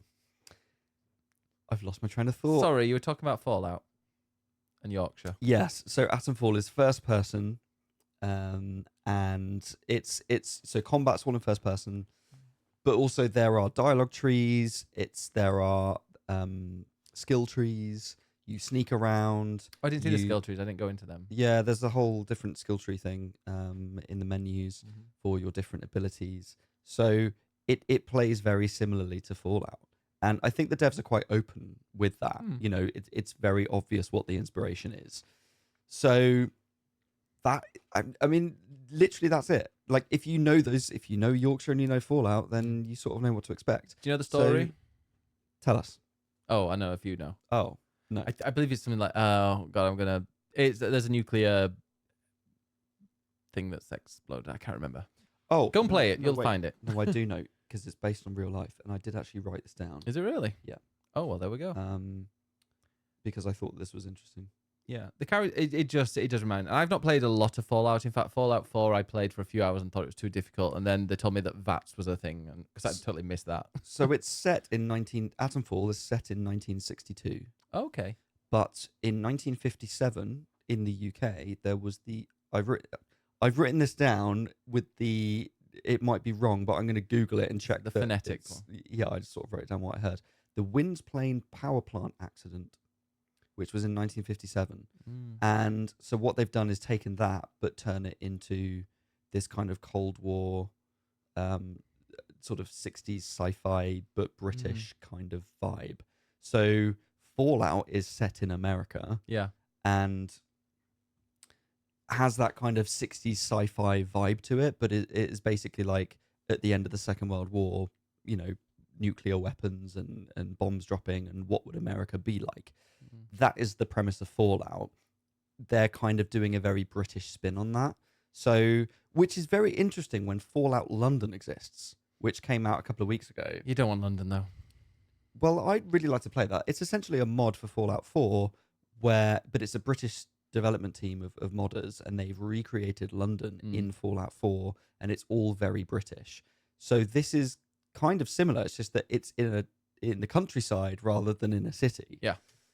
So yeah, I mean, my experience was I went forward, I chatted to a guy who was like, "Hey up," Cock, how's it going? something like that, yeah.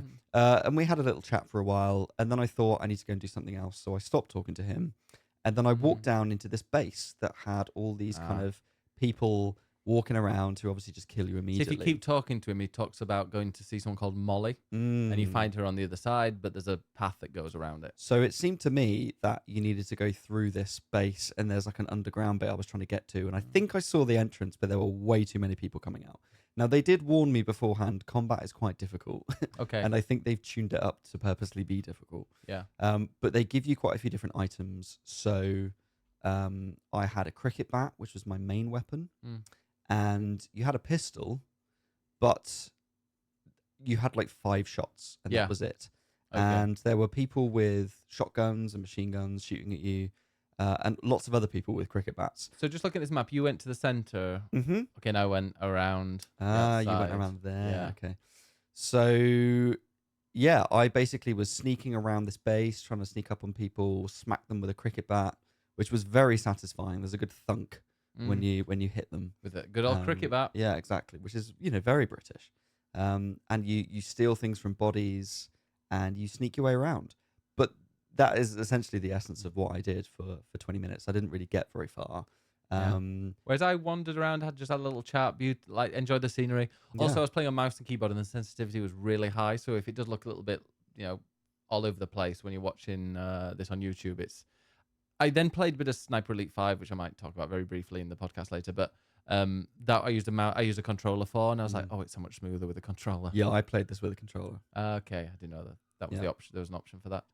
But it was, I'm just going to, so yeah, then I spoke to Molly, and yeah, the dialogue tree says like curious, and you can kind of curious, obliging, bargaining, threatening, so you can choose the style of how you speak to somebody. Yeah. And I got more information from her, and then, yeah, it led me to an area, which I'm going to show you now, which I think is loading.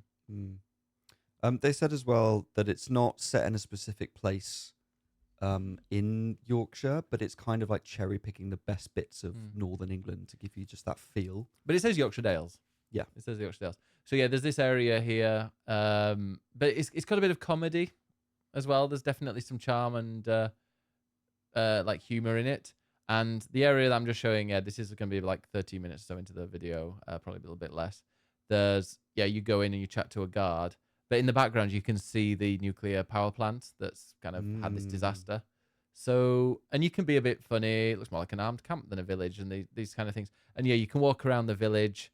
It's so British. It is. There's like Chapel Brow, street name. It's all like little stone cottages and little church. However, there are also like robots walking around, very Fallout style. yeah. So they have like the all kind of steampunk, cyberpunk. I don't know what that is. Not cyberpunk, but Steampunk, I would say. steampunking kind things. And there's like a beautiful town hall with the British flag, and you go in there, and there's a general in his old kind of army gear.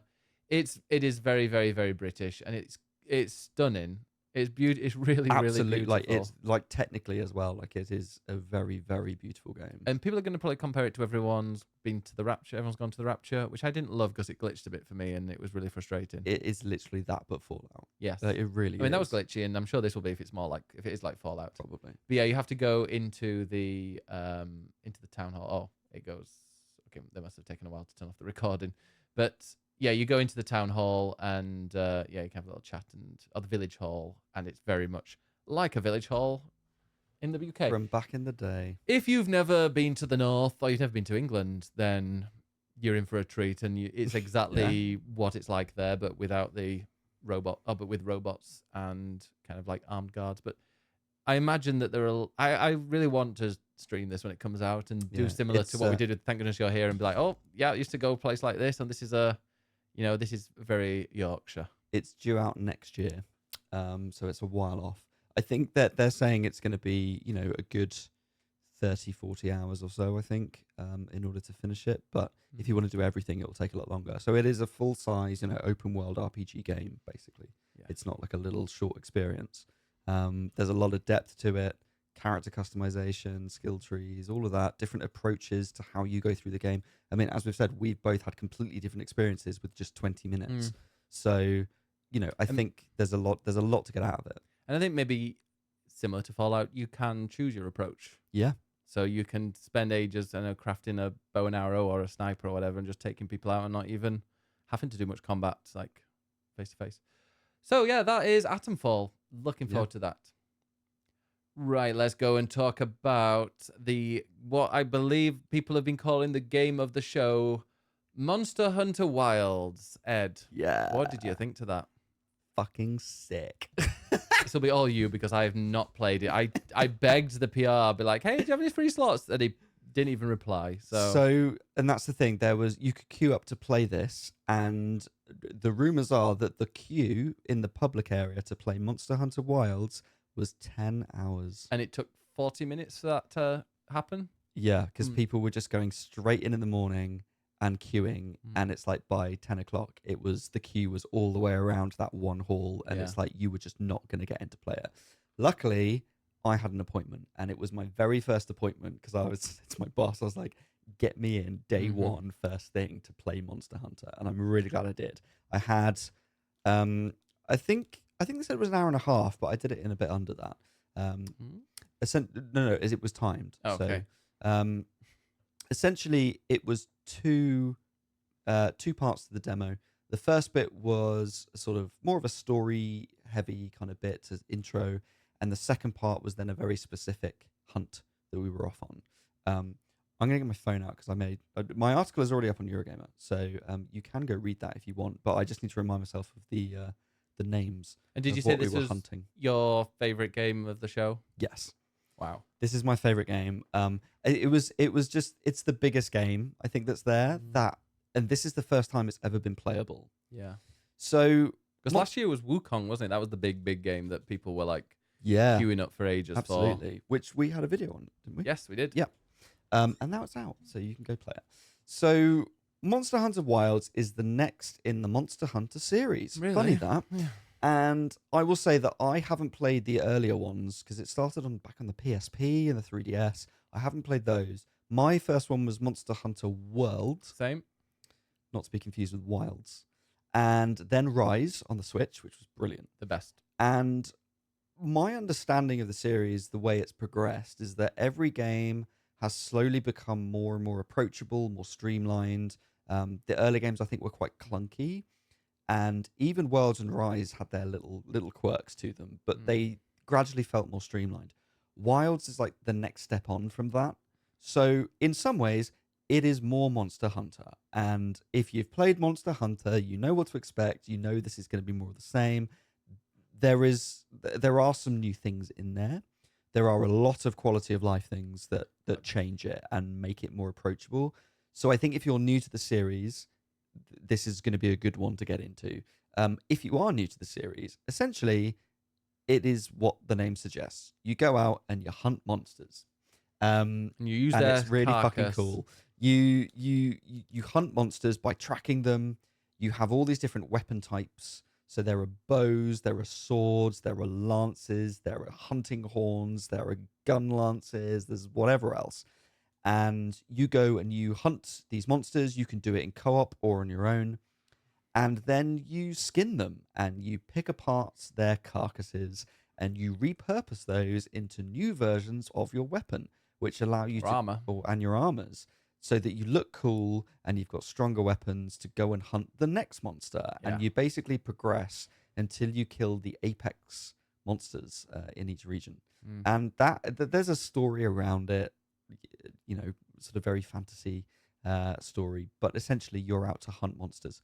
That is the basis of the game, really, and every game has been that way. You mentioned co-op. Have they streamlined that a little bit? Because I remember if you wanted to go and fight a monster that was in the story for the first time, you had to like see it, and then the other person needed to have seen it, and then you could summon them with like a code, and then you made a lobby, and then they could join you in on that. I just remember it being really convoluted. It is quite confusing. Okay. In the other games. Yeah. I don't know exactly how that works in Rise because we didn't play online multiplayer. Worlds. Sorry, in Wilds. Wilds, not Worlds. Oh God. Right. Wilds.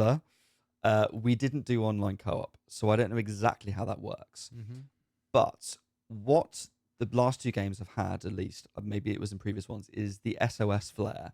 So if you're playing on your own and you're struggling, you can fire up the SOS flare, and that will then essentially summon in other online players to join you.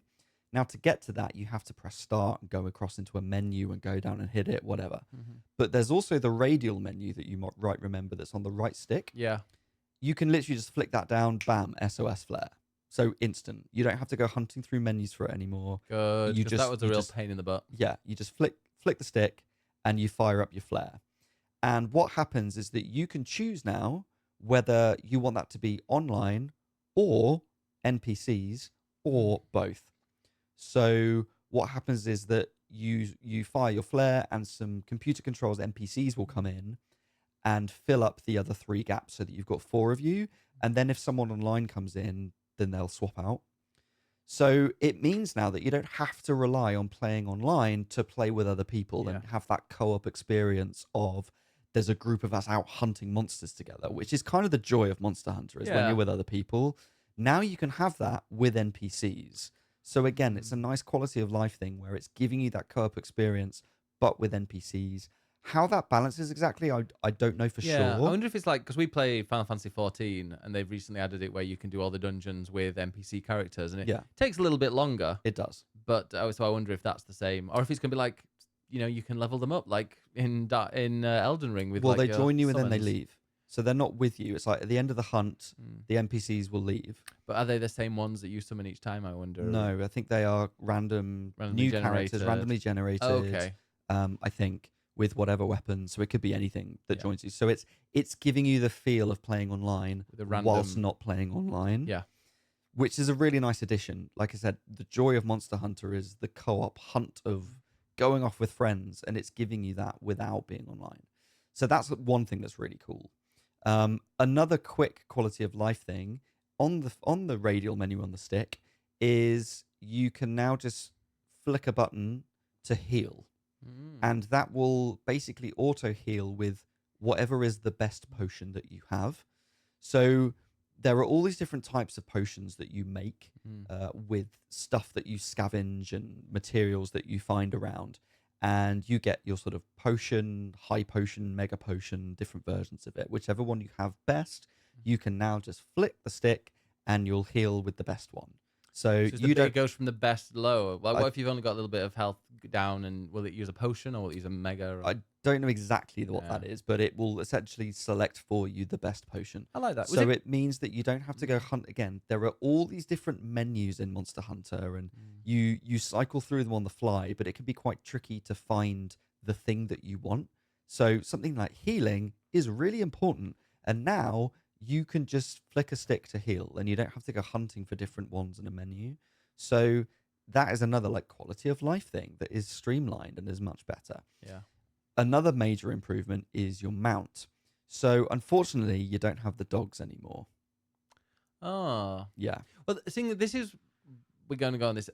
This is what I was kind of worried about, because I loved Rise, but like the reason why I loved Rise so much was it was a lot smaller and a bit more contained, and you could get from one place to another very quickly to chase.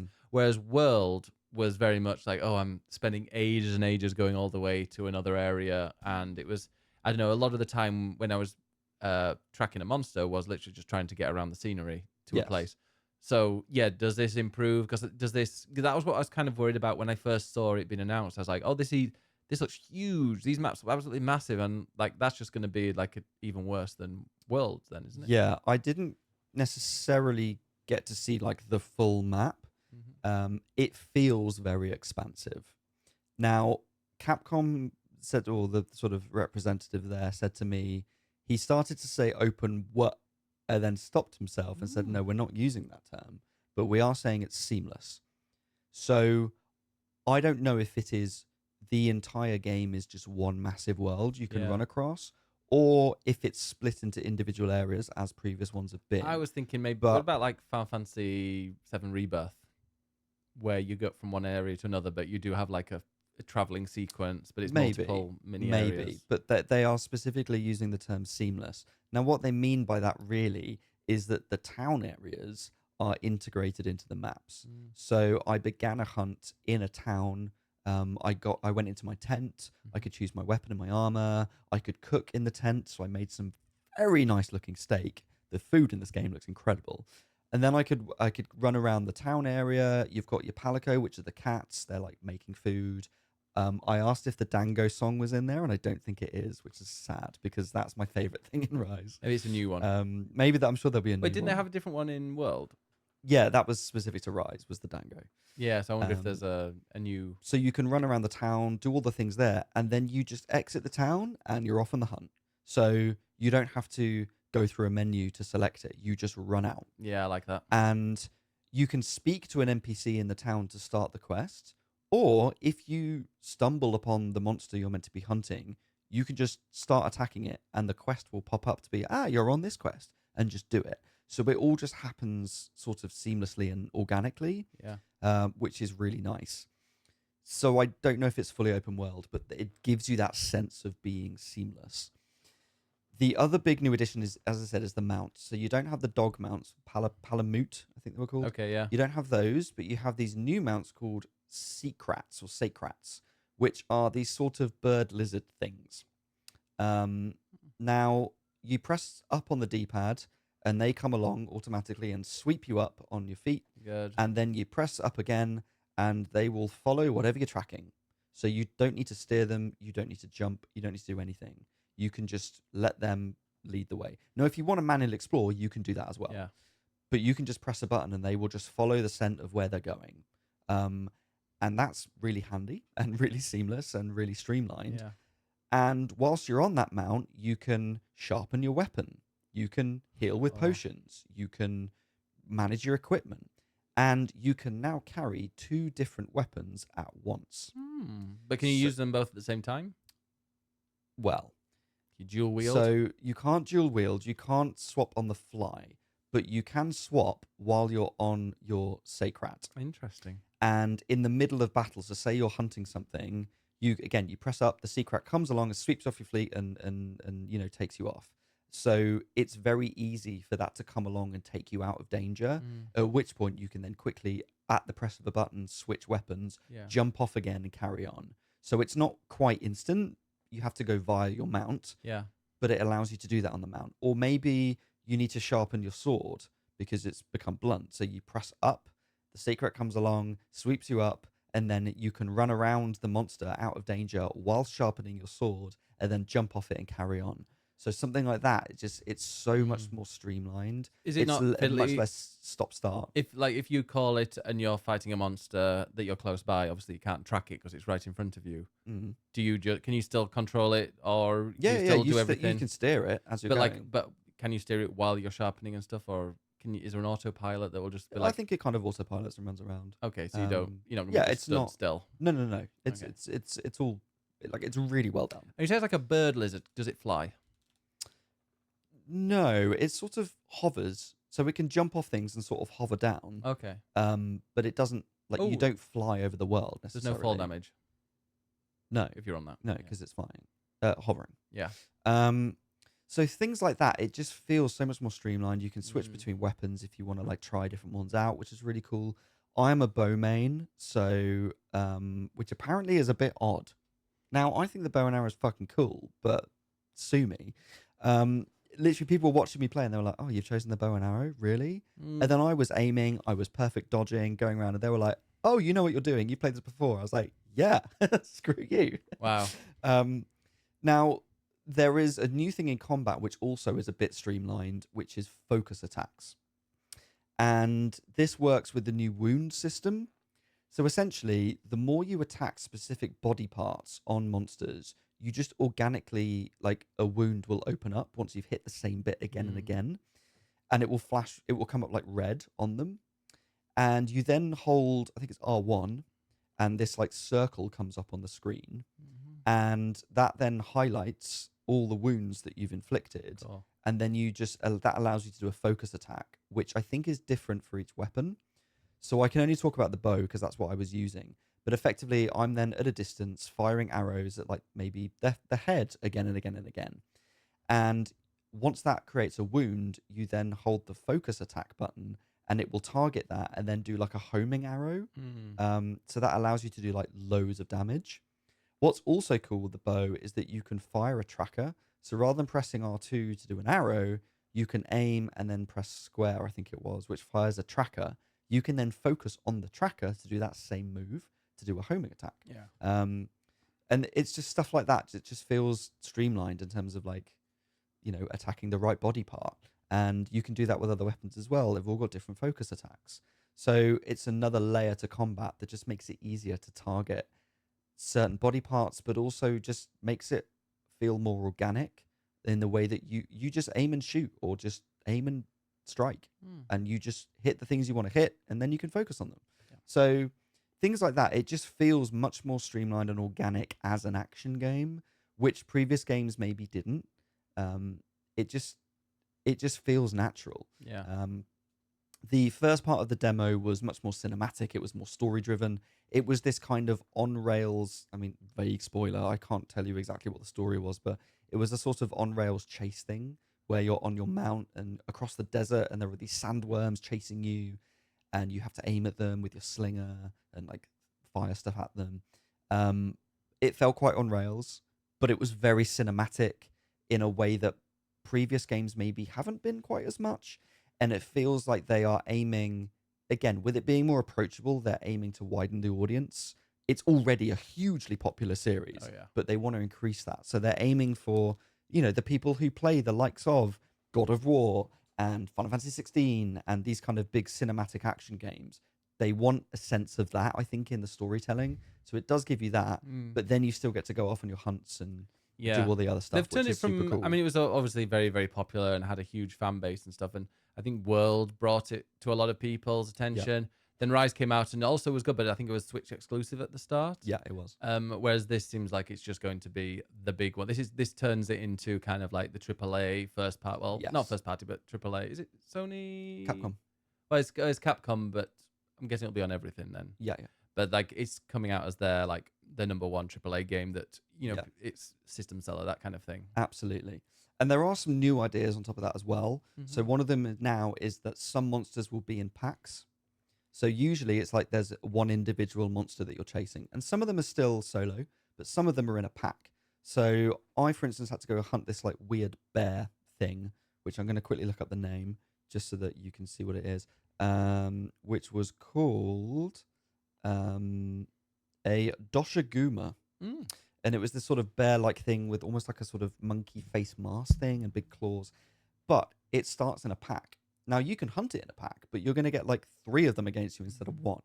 So, of course, the natural thing to separate one of them from the herd is to throw shit at it. Perfect. So you literally collect dung and you put it in your slinger and you throw a load of shit at it, and that separates them. And then you can just hunt the one that you want. And did you do that in the previous ones? I think you can throw shit. There's a dung slinger. Yeah, yeah. But this is more like, there is a herd. And there are also then big herds and stampedes of some of the monsters as well. So the world feels more alive and they all interact with one another. So I love that. That's my favorite thing is when you approach somewhere and you're chasing something and then it comes across another one and then maybe a third one and you've got like a bird monster fighting a rhino monster fighting a dragon type thing, and it's... So there's more of that, but it can happen in herds as well. Wow. So there's just so much more going on. So I'm chasing this monster, and then suddenly a storm comes in. Oh my god. And the apex monster of this particular area is this like flying electric dragon thing. And so suddenly, like, the storm happens, the sky darkens, the wind is sweeping up the desert, and lightning's coming down, and this like fuck off dragon comes in and starts like shooting lightning at the one I'm trying to kill, and I'm just stood there like, I'm not getting involved. Like, off you go, you guys fight it out. Now I probably could have fought the apex thing at that point, but I didn't, and carried on. My little bear thing sort of runs off, so I chase after it. The apex goes off, and the storm leaves, and then suddenly the sun comes out, and it's the bright desert area. And, this other one comes along I'd been fighting, and just all these things can happen organically, and it just feels like the world is alive in a way that other ones have, but this is just even more of that. So in that sense, it's a bigger world. There's more depth. It feels more dynamic as an ecosystem, which is super cool, and you can play on that as you're hunting. So it's bigger, it's more dynamic, but also it's much more streamlined and much more approachable. So it feels quicker and more fluid in a way that other ones haven't. So, and that's out next year? It's out next year. Yeah. And yes, that will be a big one to play. Yeah. And it's great. I love a co-op game like that. Like just streaming that. I remember playing a lot of Rise and people were just joining in, and yeah, it's a fun stream. You can drop in, drop out, and you can, and like there's obviously a story, but the essence is you're going out to kill monsters. So yeah, you can. It's a great one to just kind of chill with. Yeah, it's very cool. That was definitely my favorite game of Gamescom. Excellent. Anyway, I've just whittled on for however long. You have, but that's great. Right, let's go and talk now about Phantom Blade Zero, which is also another one that you played. So I have no idea what this is about. I can't remember. So you go and talk. So this is an action RPG, and there's been a lot of confusion about this because people saw it and thought, "Oh, this looks like a Souls-like game," but it's definitely not a Souls-like. And the developers have literally had to put out statements for this to say this game is not a Souls-like. Okay. But people still seem to think that it is. And it's partly because there's a sort of stamina system, and there's parries and blocks and heavy and light attacks and all this kind of stuff, which feels a little bit Soulsy. But it plays much more like a sort of character action game. Like it feels more like Ninja Gaiden to me. Okay. It's set... Oh God, I'm going to get this wrong now. I believe it's set in China. But I'm going to double check that because I do not want to get that wrong. Let me just get the basics of this right. So you enjoyed this one? Yeah. It's by S Game, who I believe are a Chinese developer. I can't find the details here, but I believe it's set in China. It is you can find it while I'm chatting. It's all super cool. You're this kind of I guess kind of ninja. Again, I'm going to get this wrong. You're going to tell me in a second that I'm horrifically wrong. No, it is. I mean, S Game is a video game developer headquartered in Beijing, China. There you go. It's all very kind of dark and gritty in this sort of folklore-y kind of way. It's not super fantastical though. There's fantastical elements, but it plays like an action game. You have a single sword. You've also got double swords, and you've got your light and heavy attacks. You can stealth up to things, and it has perfect parries and perfect dodges, which are on 2 of the triggers, and they are very brightly coloured. So you know if there's like a blue attack coming, that you have to perfect parry it. And if you do that, then you sort of spin around them and stab them in the back. And if there's a red attack, it's like one that you can't parry, you have to dodge it. So you have to press a different button. So it's quite clearly sort of color coded. Parrying is really powerful in this game, which feels a bit Sekiro-esque, which is about as close to a Souls-like as it gets. But in that sense, it plays kind of rhythmically. Like you have to parry all the different attacks and then get a perfect parry to hit them.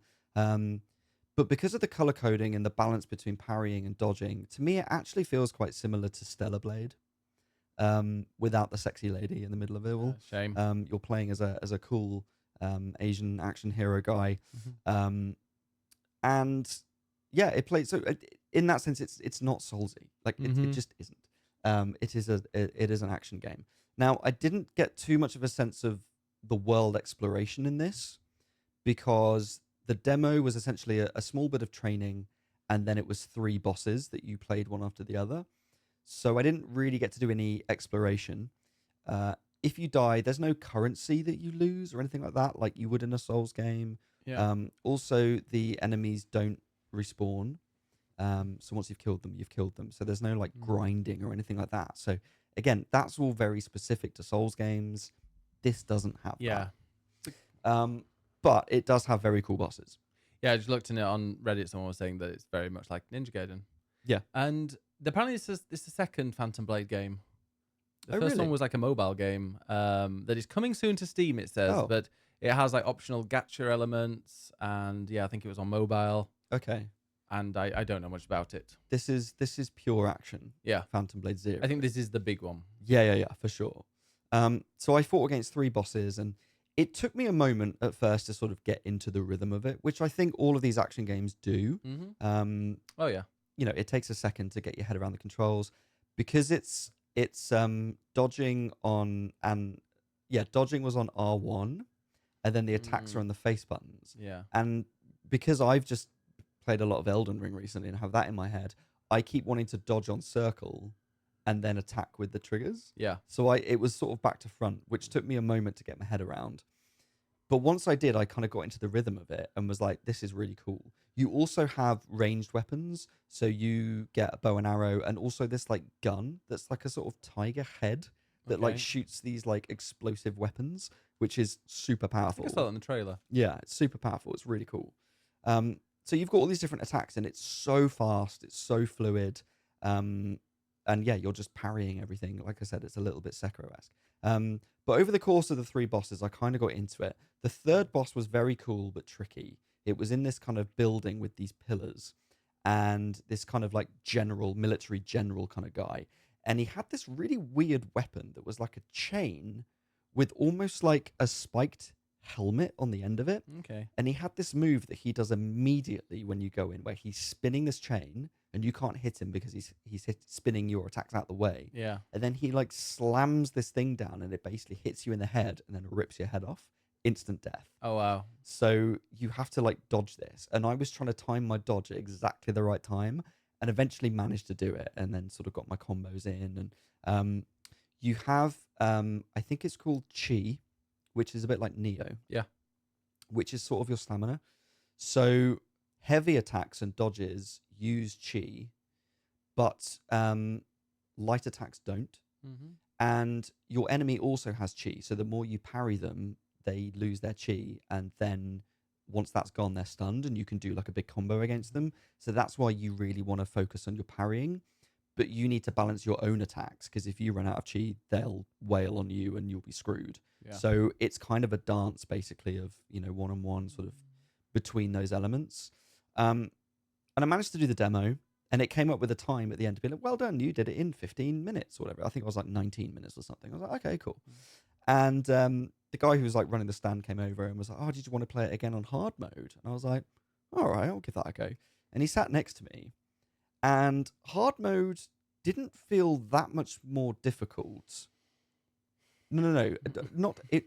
It's not. No. It's not an easy. Don't get me wrong. It's not an easy game. I just mean the difference between normal and hard Okay. wasn't suddenly like massive. But I think because I'd got into the rhythm of it more by that point, because I'd practiced and I got to understand how important the parrying was and Right. managing chi. When you do the enemies again, it's like, well, I've done this boss, so I now Yeah. know the rhythm of it. So I was able to whip through it really quite easily, and I did all 3 bosses in like 9 minutes. And he was like, "Oh, Uh, oh wow, you're quite good at this." And I was like, I just sort of got into the rhythm of it. I think I think it was the first boss that had like a ranged attack that I purely by accident parried, which basically means you throw it back and it does loads of damage. And he was like, "Oh, I didn't know you could do that." I was like, "There you go." wow. And that last boss with the whip thing, that instant attack, there were these 4 pillars around the room, and he then said to me, "Oh, if you go next to the pillar, you can run up the pillar and jump off it, and that's how you dodge that attack." And I was like, "Now you're telling me that." So I died a couple of times, even on hard, against that one. But then it's just super cool, kind of ninja. You know, you're running Yeah, up it sounds really good. running up a pillar and leap off, and then you start parrying, and just it is some of the best combat I think that I've played in that kind of action game. Brilliant. And is it like a reset, like start from the beginning of the boss? You don't have to do much running to it. So, well, this is what I'm not sure about, because I think there are checkpoints. I don't want to say bonfire because it's not a Souls-like, but there are checkpoints at specific things, whatever they Yeah. are. Like I said, because this was just 3 bosses, it's hard to tell. But the checkpoint was not far from the boss. Okay. It was literally just outside. And the enemies don't respawn. So I don't think it's got that Soulsy thing of, right, back to the bonfire, work your way Grind. through. Yeah. It doesn't have that. It's just a checkpoint and you just carry on. So that's why it feels much more like that sort of character action game kind of vibe. Like I say, I think I describe it as Ninja Gaiden meets Stellar Blade. Is sort of how I would describe it, really. If you like Stellar Blade, I think you'll settle into this quite easily.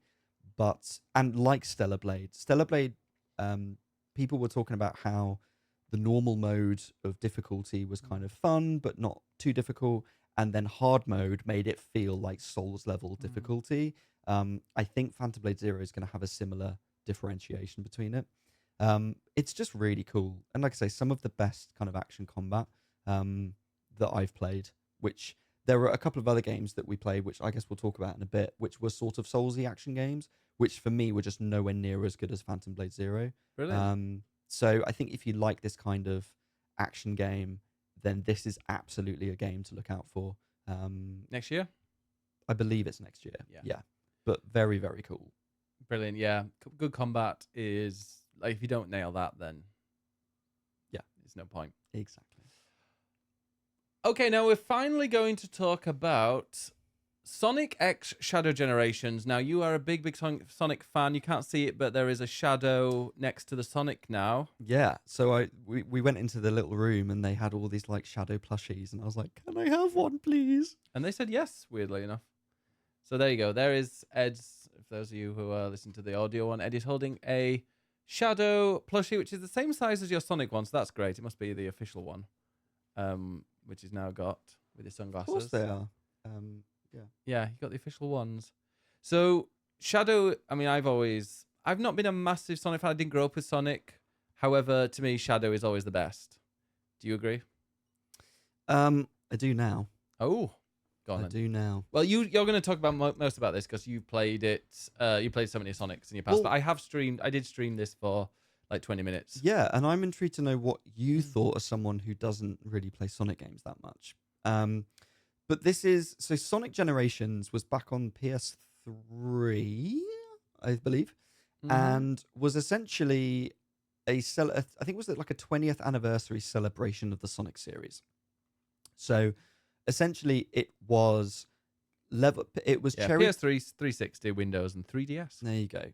It was cherry picking the best levels from previous Sonic games and recreating them. with better graphics and new gameplay. From different generations. Yes. So it is this weird storyline where it's like parallel universes of classic Sonic and modern Sonic that meet each other.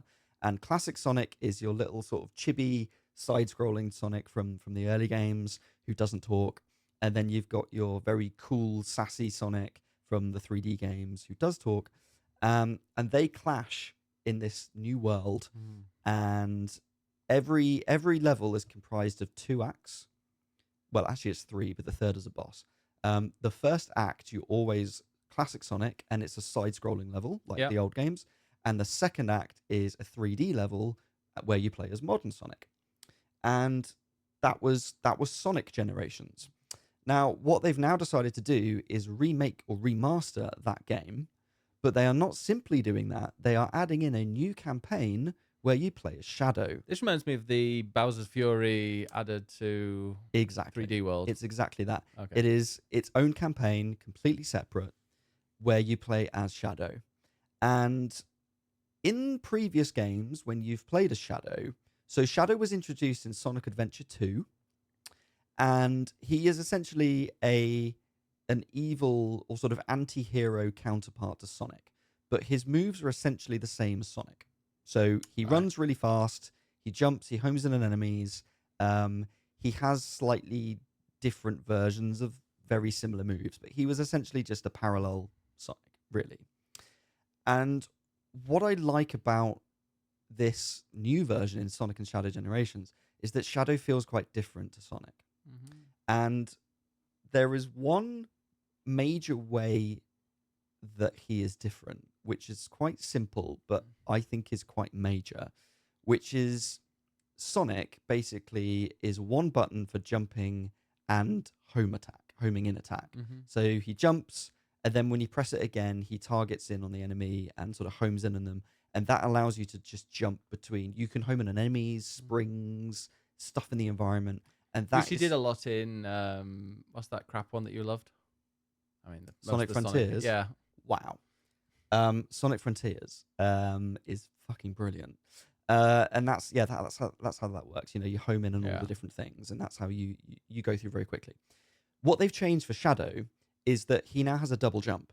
So if you press jump twice, rather than homing in, he jumps twice in the air, which allows you to get a little bit of extra height. I don't even think I noticed that. Yeah. And then he has a homing attack, but that is now on a different button, which is on square. So he can now double jump and then home separately. Now that seems like a really small detail, but it just makes his movement feel, to me, more intuitive and more natural.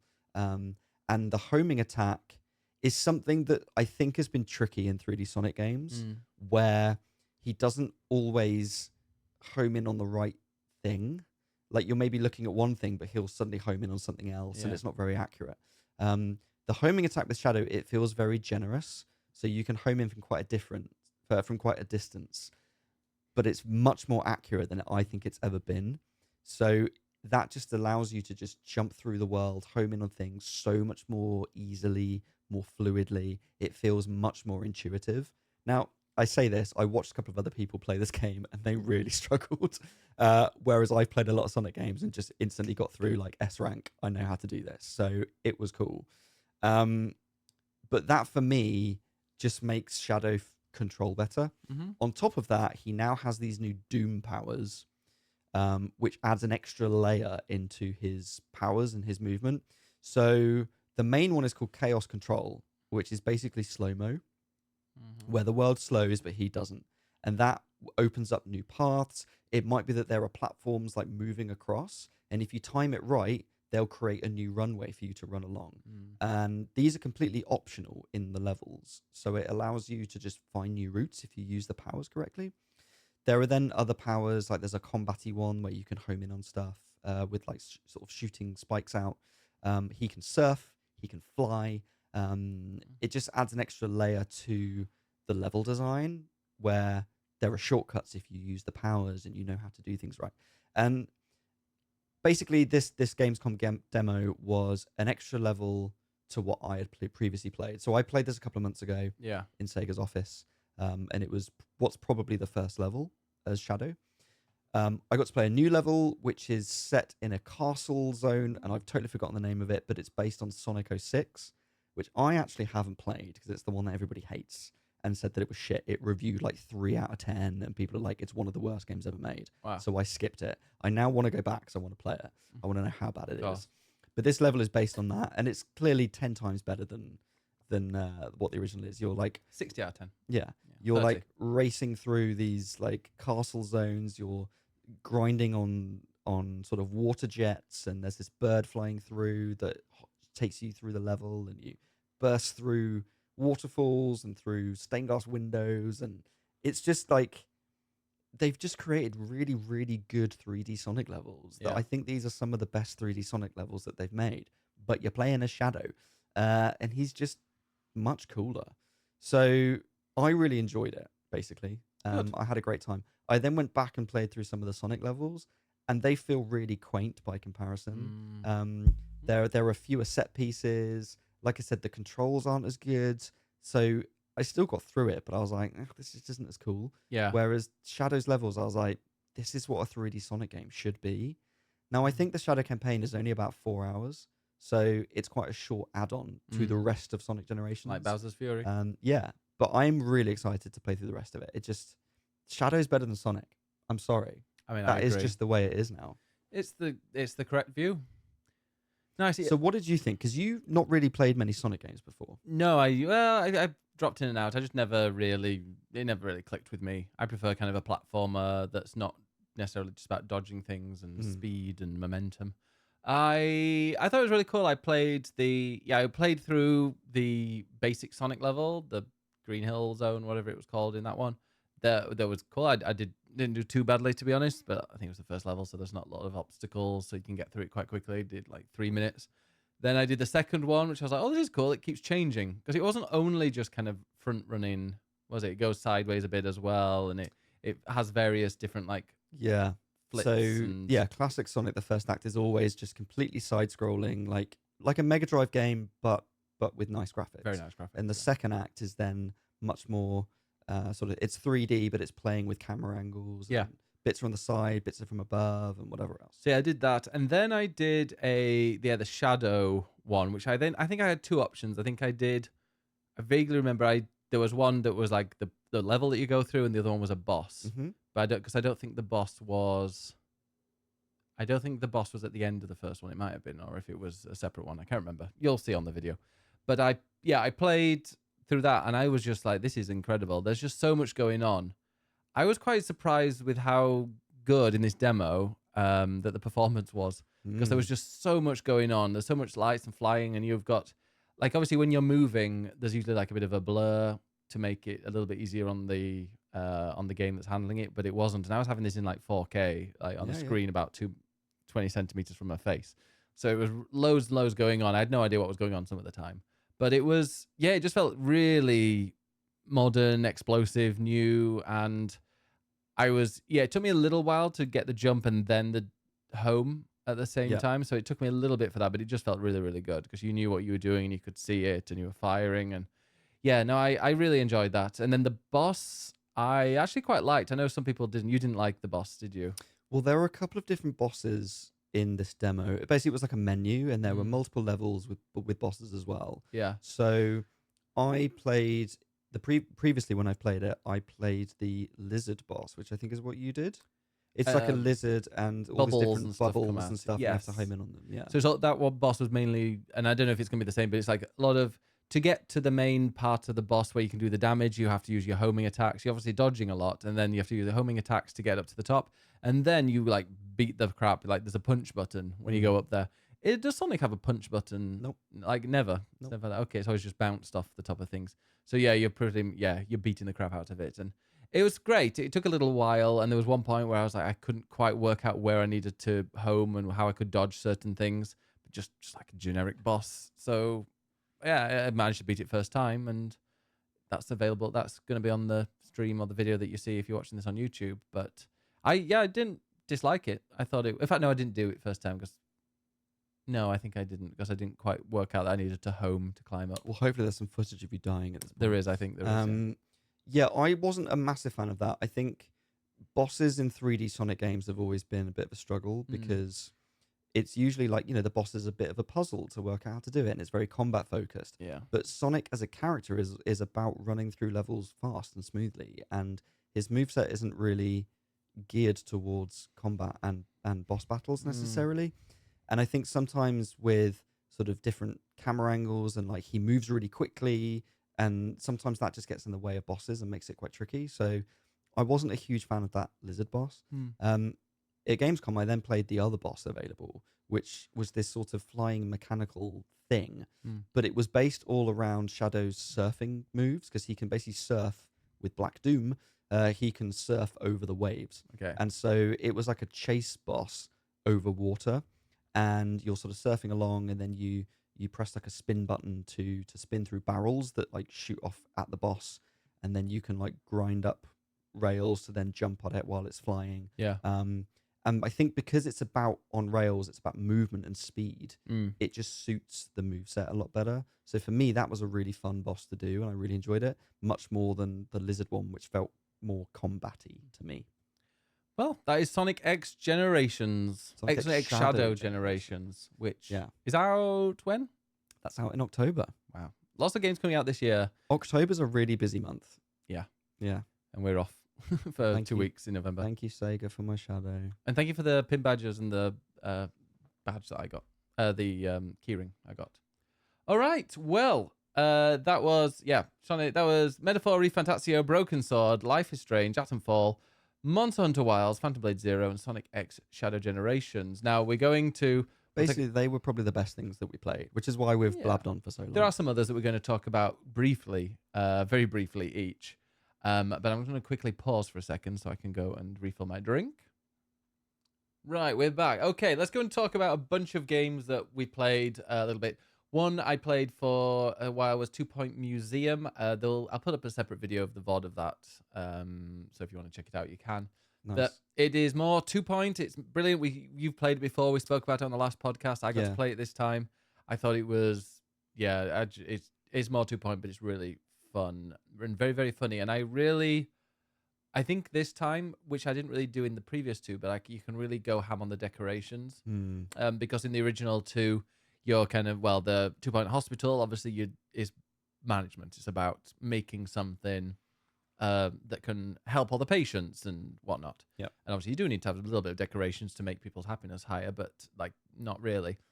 Then there's the 2 Point Campus, where you're really focusing on the school aspect and trying to make faculty areas and lecture theaters and labs and all that. So that focused on. Whereas this, you need to have people need to have like a really good experience as they go through the museum. So I was doing the basics to get like the stars that I needed, but I imagine it'll be really cool in future to see people once they've unlocked a load of these extra parts, and you can have like, here is the dinosaur exhibit star area, and like really curate the way that they must walk.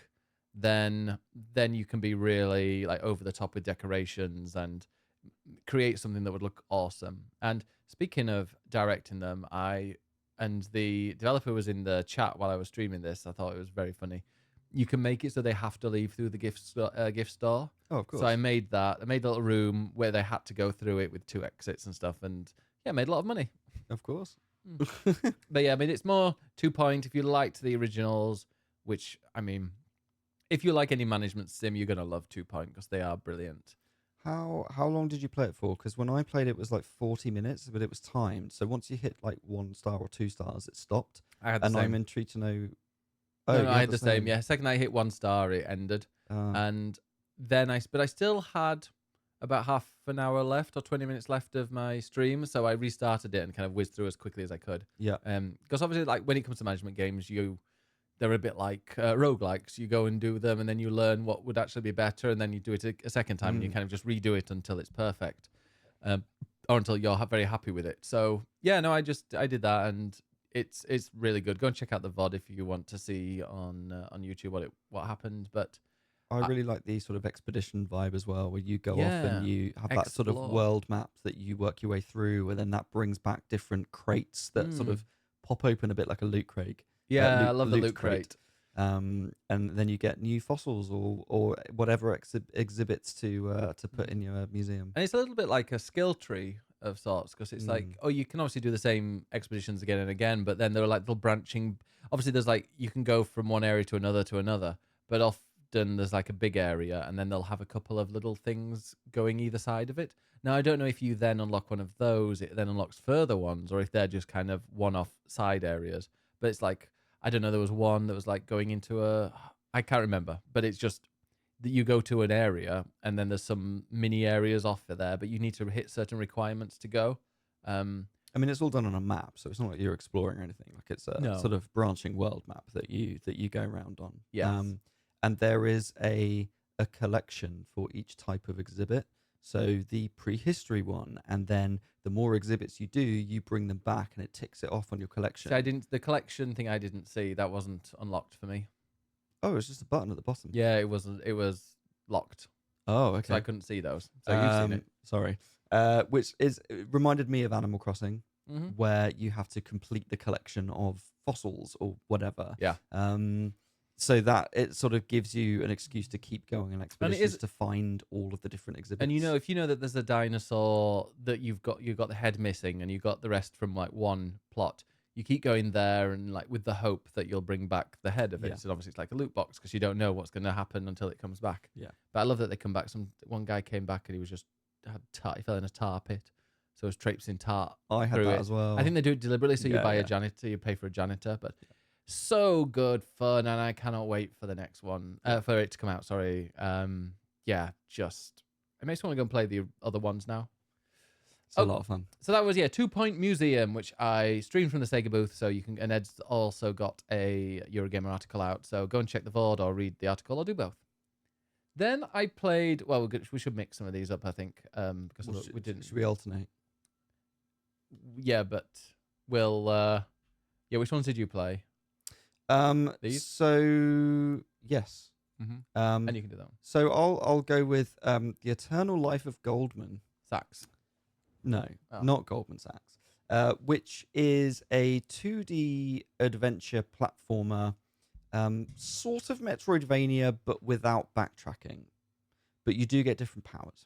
You play as an old man called Goldman, and you don't really get many old men in video games. They're not your typical protagonist. But this is an old man. The story is based on sort of old, sort of Greek and Jewish sort of myths and legends, and it's all very philosophical about life and death. So your checkpoints are phoenixes, and I think it's quite philosophical, the story. But in terms of gameplay, it's sort of a callback to the DuckTales NES game, which was then copied by Shovel Knight, where you bounce. He basically has a cane, and he bounces on the cane. Okay. In order to get through the world. But what you then have is the ability to upgrade that cane with different parts. So, for instance, the handle you change to a hook handle, which allows you to like hook onto these like rings that you can jump across. Or the main part of the cane becomes springy, so you can bounce off it more and things like that.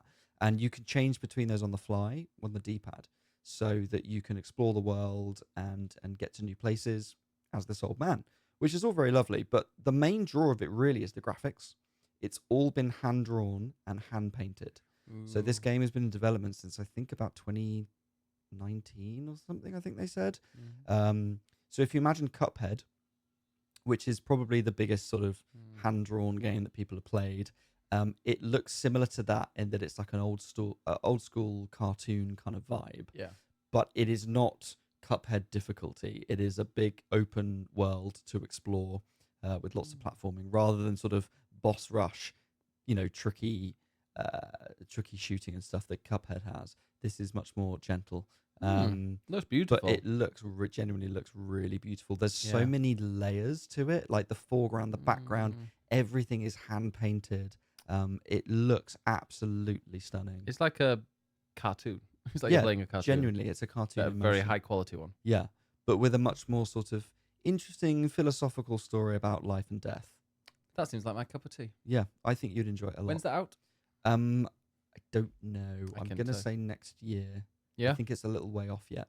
But yeah, The Eternal Life of Goldman. Which is, I mean, it just got announced, I think. Yeah, it's only just been announced. 3 days ago or 3 weeks ago. I think it was, it was announced 3 weeks ago. So we don't know yet, although let me just quickly double check. It says there is no release date. It says coming soon. So that's all we know. But yeah, that looks really, really good. Yeah, I enjoyed that a lot. Cool. I also played a game called called Ambulance Life, which is a ambulance simulator game. And Funny. I got a bit, I embarrassed myself a bit playing that because I was like, oh, I loved like the taxi one, and it wasn't the taxi one that they did. No. They did the police one, the police simulator. I was like, oh, that makes sense. But it was their first. I think I was the first person they showed all Gamescom, and I was my first appointment as well. So I was like, oh, sorry, my brain's all frazzled. But it was, it's very cool. It's exactly what it says on the tin. Like you go and you play as a paramedic, and it's based loosely on San Francisco. So you've got the very steep hills and the trams and everything. Is it first person? No, it's third person.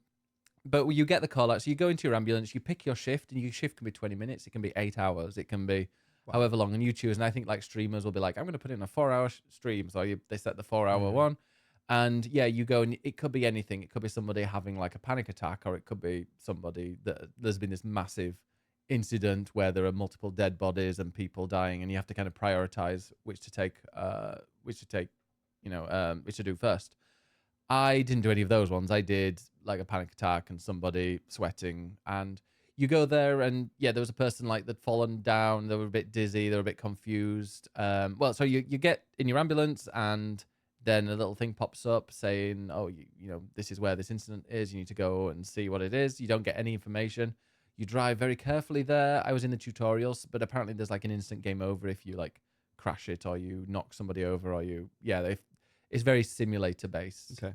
I don't know if that's a special mode, like a hard sim mode, or if and there's like more of a goofy one, but it is quite a serious game. Like I got there and there was a person like lying down, and then you have to kind of read from what you see, you speak to them and you investigate what's happened, and then you can like visually look at them, and then you kind of there's some drop down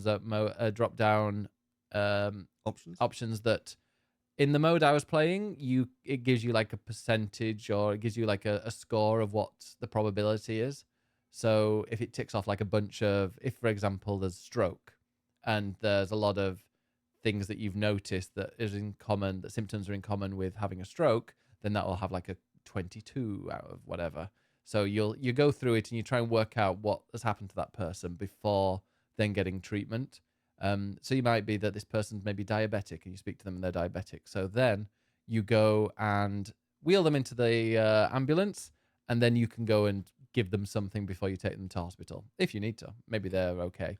So 2 Point Hospital comedy, it's not. There's no comedy. It is a simulation game, and I'm sure there will be people that absolutely love this kind of thing. If you liked the police sim, which I now kind of want to play, because it was actually really good fun, and I love a sim game. You know me. Sim games are...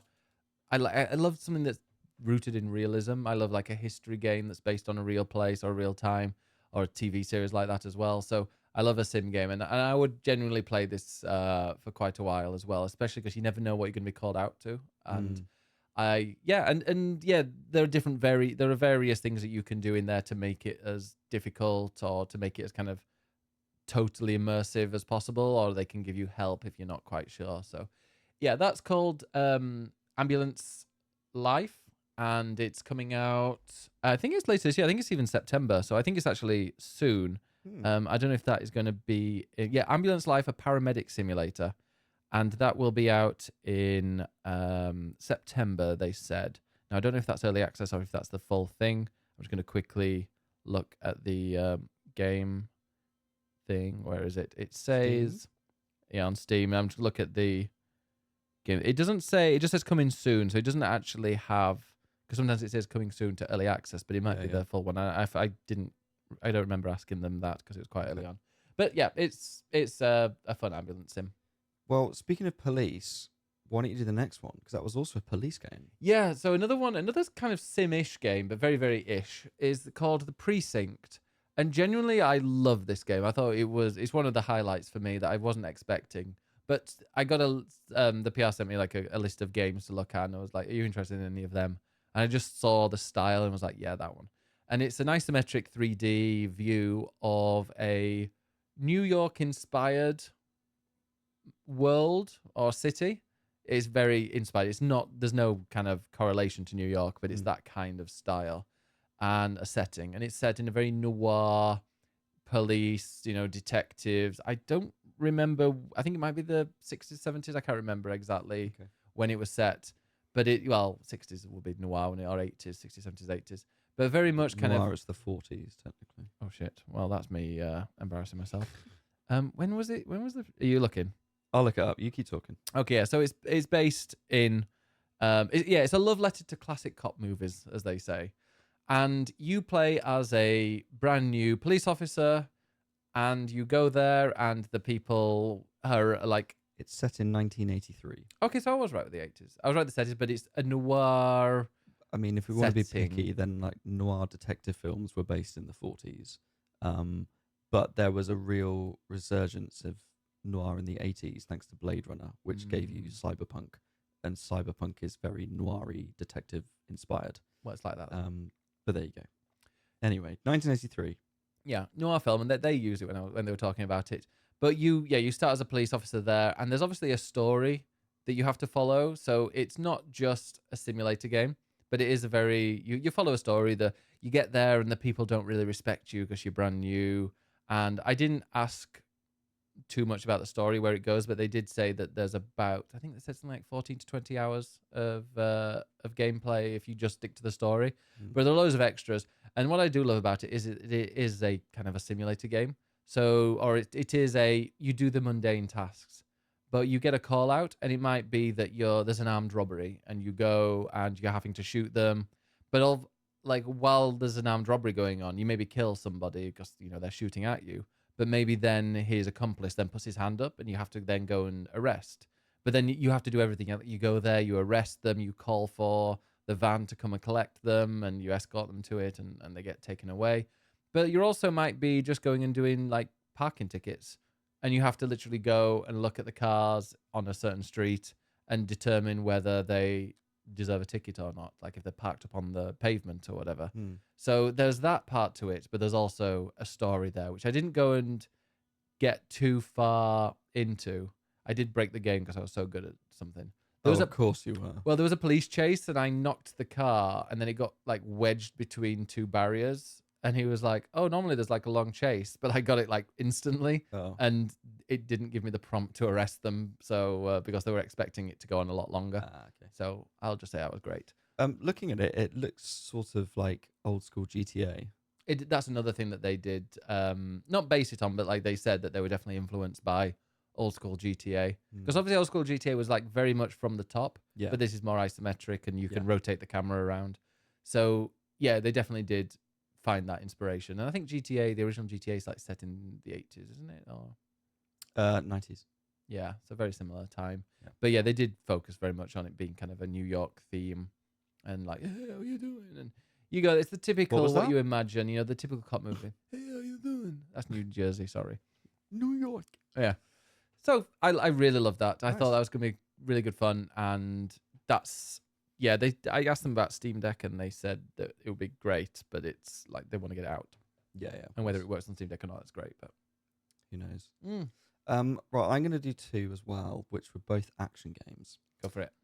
So are semi-related, but one I liked and one I didn't. Oh, The first is the first Berserker, Khazan, which I also played. which you also played as well, which is essentially an anime Souls-like. I say anime, it is sort of cel-shaded graphics that give you that graphic novel anime-y type kind of vibe, I will say. And the cutscene at the beginning is very anime, Yeah, exactly. like the gory one. The main character is Khazan, who is voiced by Ben Starr. Oh, you told me that before, and I didn't even think about it when I was doing it. Yeah, Which I didn't realise when I played it. he has a And habit someone of told me playing hot afterwards. characters, doesn't he? There you go. who is basically, he gets like possessed at the start in this accident, and then off you go. So you're sort of playing as this man possessed by a demon, and it is very much a Souls-like game. Oh yeah. It follows the same structure as Dark Souls. It's got the sort of winding level design. It's got the bonfire equivalent and leveling up and losing your souls and respawning and grinding and all of that kind of stuff. So it plays exactly how you'd expect from a Souls-like. It has... Often it's kind of like, is this like a blocking game, a dodging game, a parry game? This has a perfect block mechanic. Which I love. Feels great when you do and it. also a dodge, which you're sort of slightly invincible when you dodge at the right time, but it's hard to get that right. And the stamina goes down really quickly. Yeah, really quickly. So it felt quite slow. The perfect dodge the perfect block to me made it feel a lot like Lies of P in the way that you play it. Obviously, looks completely different and different setting. It's very much like fantasy, dark fantasy kind of vibe. So different from Lies of P. But just the feel of it, the way that you're going up to enemies, perfect blocking and then attacking, felt to me very Lies of P. So I did slot into it quite easily. But as I said earlier, I think this is a game that didn't, for me, demo that well, just because I got like 20 minutes with it. And it's the kind of game that you need to be very methodical with your combat and careful, and you probably need to grind quite a bit. There was one just regular enemy that took me a long time to beat because I kept dying. Was that the one I ran past? Yeah, and you just ran past it. I did later jump ahead. There was a different boss challenge you could do, so I jumped ahead and did that later. So it seemed good. I liked it. It felt great. It was very, solid, accomplished, played well. It wasn't super special. Like, it didn't have an interesting setting. The cel-shaded graphics are interesting. I was quite interested in the story that you're possessed and the demon, and you're doing the work for the demon. But yeah, like, you died, but then it possessed you and was like, yeah, you owe me one now. Yeah. Yeah, exactly. That's kind of the story. But it's still like a Souls-like with a dark fantasy setting. Yeah. Whereas at least Lies of P, for me, has a more interesting setting that warrants having that genre somewhere else. But it played really well, so I will happily play the whole thing. It played well. It played like a Souls-like. I just don't think it's going to set the world alight. Yeah, like we were talking last year, and there was some criticism because we didn't particularly like Lords of the Fallen, and that I didn't think it was just convoluted controls, and it didn't feel very good. Whereas this one, the controls felt great as well. And I feel like this year, apart from maybe a game later that we're talking about that you might talk about next, the combat in those type of games has been really smooth, and it's good that they know that that's the reason people play these games. Yeah, like if you're gonna do a Souls-like, you have to have good combat. If you don't, the first Berserker Khazan, it had decent combat. It had this perfect block that felt really good. It felt like a Souls-like. I think I just want a bit more from the setting around it that isn't just another dark fantasy. So I think for me, like if Lords of the Fallen was very typical Soulsy dark fantasy, didn't run very well, and then Lies of P ran really well and had a more interesting setting, this game was sort of somewhere in the middle, where it ran well, but for me, its setting wasn't quite interesting enough. To see but maybe it goes places. Yeah, exactly. Like I didn't even get to a boss. They were like, "Oh, did you beat the boss?" I was like, "I didn't even see a boss." Yeah, I just ran through it, and there was some. Yeah, I don't know. The perfect parry felt great when you did it, and I didn't think it was too. Like there were some fights in there that were quite difficult, but the perfect parry perfect blocked felt really good. There was a good like spark when you got it right, so when you stunned you quite got that easily. nice feedback from it. There was like some kind of Yeti monster, I think it was, or that you only needed to do like a perfect block twice, and it was down, and you could do so much damage. And that felt great, and that's exactly what you want from a Souls-like. Yeah. So the other game, which maybe is the one you alluded to, was another action game, not a Souls-like, but another fantasy action RPG type of game, which was Crimson Desert. Which I've been really looking forward to because I saw the trailer and it looked like it had a bit of everything in it. Like generally every type of thing you can imagine in the game, like destroying buildings in this giant open world. There was combat, there's some kind of story, there's exploration, there was all sorts in it. Yeah. Now, this is from the same developer as another game that I've forgotten the name of. Black Desert Black Desert. Online. Which I believe they're Korean. Potentially. I think it's I will check. please check that. I think it's a Korean developer. And so they've made this as Crimson Desert, which is different but similar. And it is a Western medieval. Yes. Korean. It is Korean. Sort of Western medieval action game, all about combat. This was probably the best looking game I saw Nice. at Gamescom. It was stunning. I think we're starting to see now a level of graphics that are just really are above other things. Are people? Is it Unreal Engine 5? I think so. Because I think people are they're starting. Because obviously those games. I mean, Lords of the Fallen was Unreal Engine 5, but Yeah, and I think struggled. they're starting to kind of work out how to make it Yeah, as good. I think like the level at the moment is probably Black Myth Wukong Mm-hmm. is a level of detail and realism in a game that I just don't think we've seen. Yeah. And Crimson Desert was like on a par with that. So I looked at this and was just like, this is stunning. Like, the demo was basically a sort of training bit of a battle in the dark with fire and So it stuff. uses a special engine called Black Space, which is an upgraded version of the Black Desert Online proprietary game engine. Oh, okay. And then it was 4 bosses, and you could do each one, and they each have a different setting. There was one in sort of fields of like long grass or wheat or something that was like whipping up in the wind when all the strikes.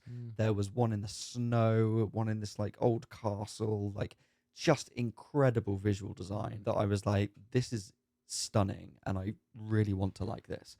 But combat was fucking atrocious. Which I looked, and then people were like, "Yeah, that sounds right," but they So still that's the thing. like I it. haven't played Black Desert, so I Okay. don't know how it compares. But this seems to have really split opinion at Gamescom. Some people loved this game, some people hated it. I hated it. Wow. Mainly for 2 reasons. Partly because there's no lock on, so your character kind of automatically hits the nearest enemy, but you can't lock onto them, and that means that you're having to just constantly spin the camera around to see what you're doing, and enemies will just hit you from off camera, and you're just like, I found most of my time was spent fighting the camera, but the camera also is not behind you as you would expect in like a third person game, like in Elden Ring, for instance, or most sort of Souls-like or action game, Phantom Blade Zero, whatever else. It's sort of behind you and slightly above you, but it kind of moves with you. Whereas this doesn't. It's kind of almost above you, and you can rotate it all the way around, which allows you to see all the detail of the world. But it just means that I got hit by things off screen, and then I'm trying to turn the camera, and then the camera gets stuck behind a mountain, and then it's like, whenever you get hit, it like flashes red so violently that you literally can't see anything. And I'm like, I just can't see what I'm trying to do. Well, hopefully, And that's fairly basic in a video game. You need to be able to see.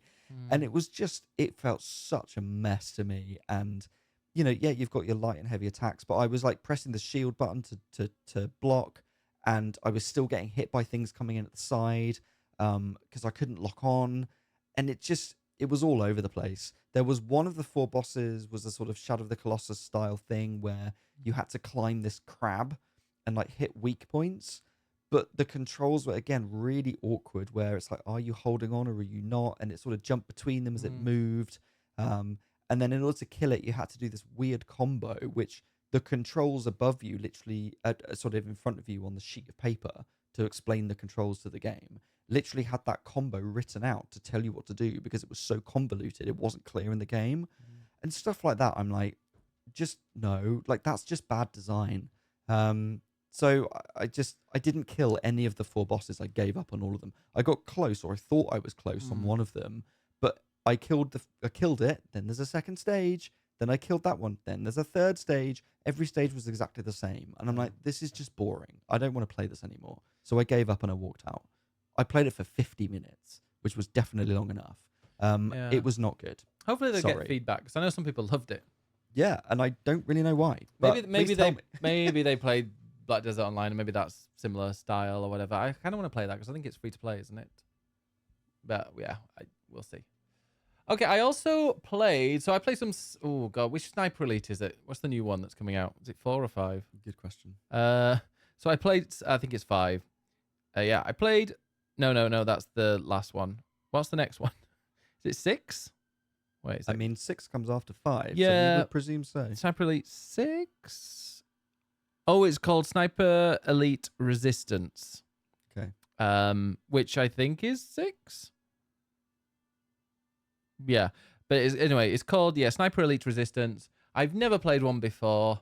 I played it for they gave me quite a bit of time actually. I think they gave me like 45 minutes or whatever. I do have footage of me playing it, which I will stick on YouTube as just a gameplay. It's very bad gameplay by me because the bit that they played. So I had to kind of infiltrate a castle and do like 3 things in it. But if I was killed, I had to restart the whole thing. And those games are ones where I don't know if it was a high difficulty or whatever, but the second 1 or 2 people spotted me, I was dead. So I died like twice, even after spending about 15 minutes kind of doing various things. And it's all right. It reminds me a little bit of like Hitman, but without the humor and the disguise. It's like Hitman, but Well, only that's the best bit of Hitman. Yeah, it was like Hitman cross with like just a generic action game. Okay. Like you have a sniper rifle, but you've got various other weapons as well. Like you can leave a bomb on a body and then someone finds it and then they explode. But it's not like a funny thing. You don't leave a rubber duck for them to blow up. It is quite a serious game, kind of. However, the thing that's quite unique about it, and I've never played one of these before, so anybody that's listening to this and they love Sniper Elite, you're probably going to be like, oh, this is exactly what I want, which is great. I think what I get is that it is more of what you want.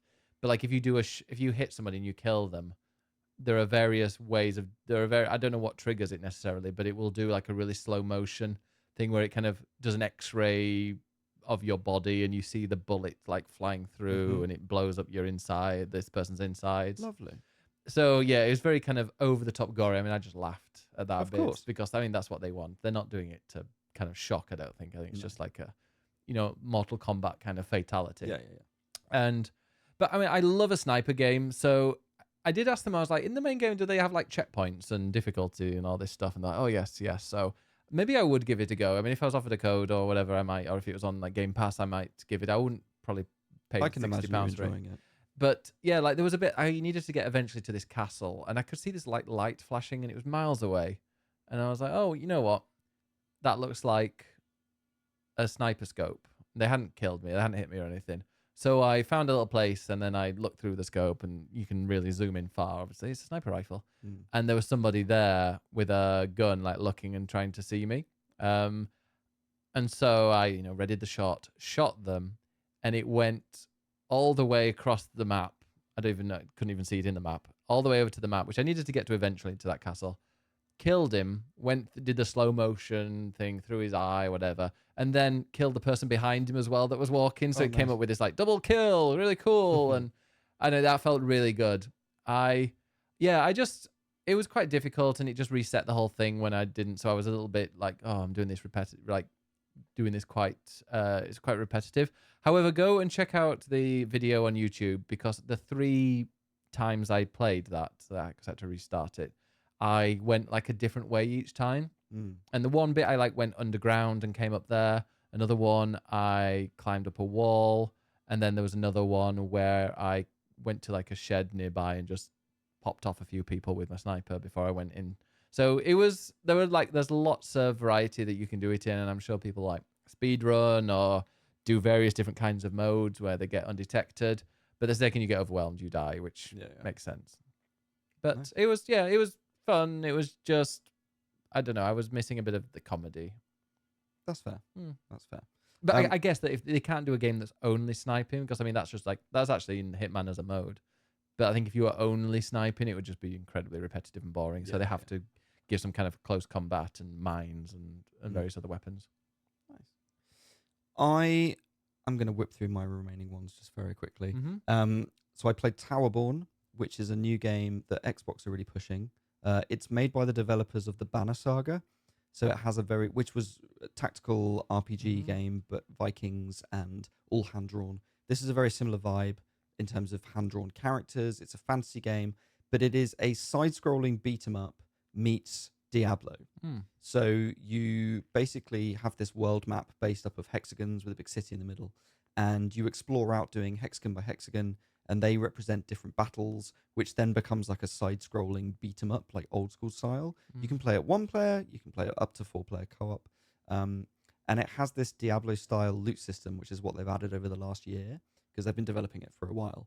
And you have like different classes, and then you collect your loot, and then like Diablo, you can take the aspects, which are like poison damage, bleed damage, whatever else, and you can mix and match and try all these different weapons out.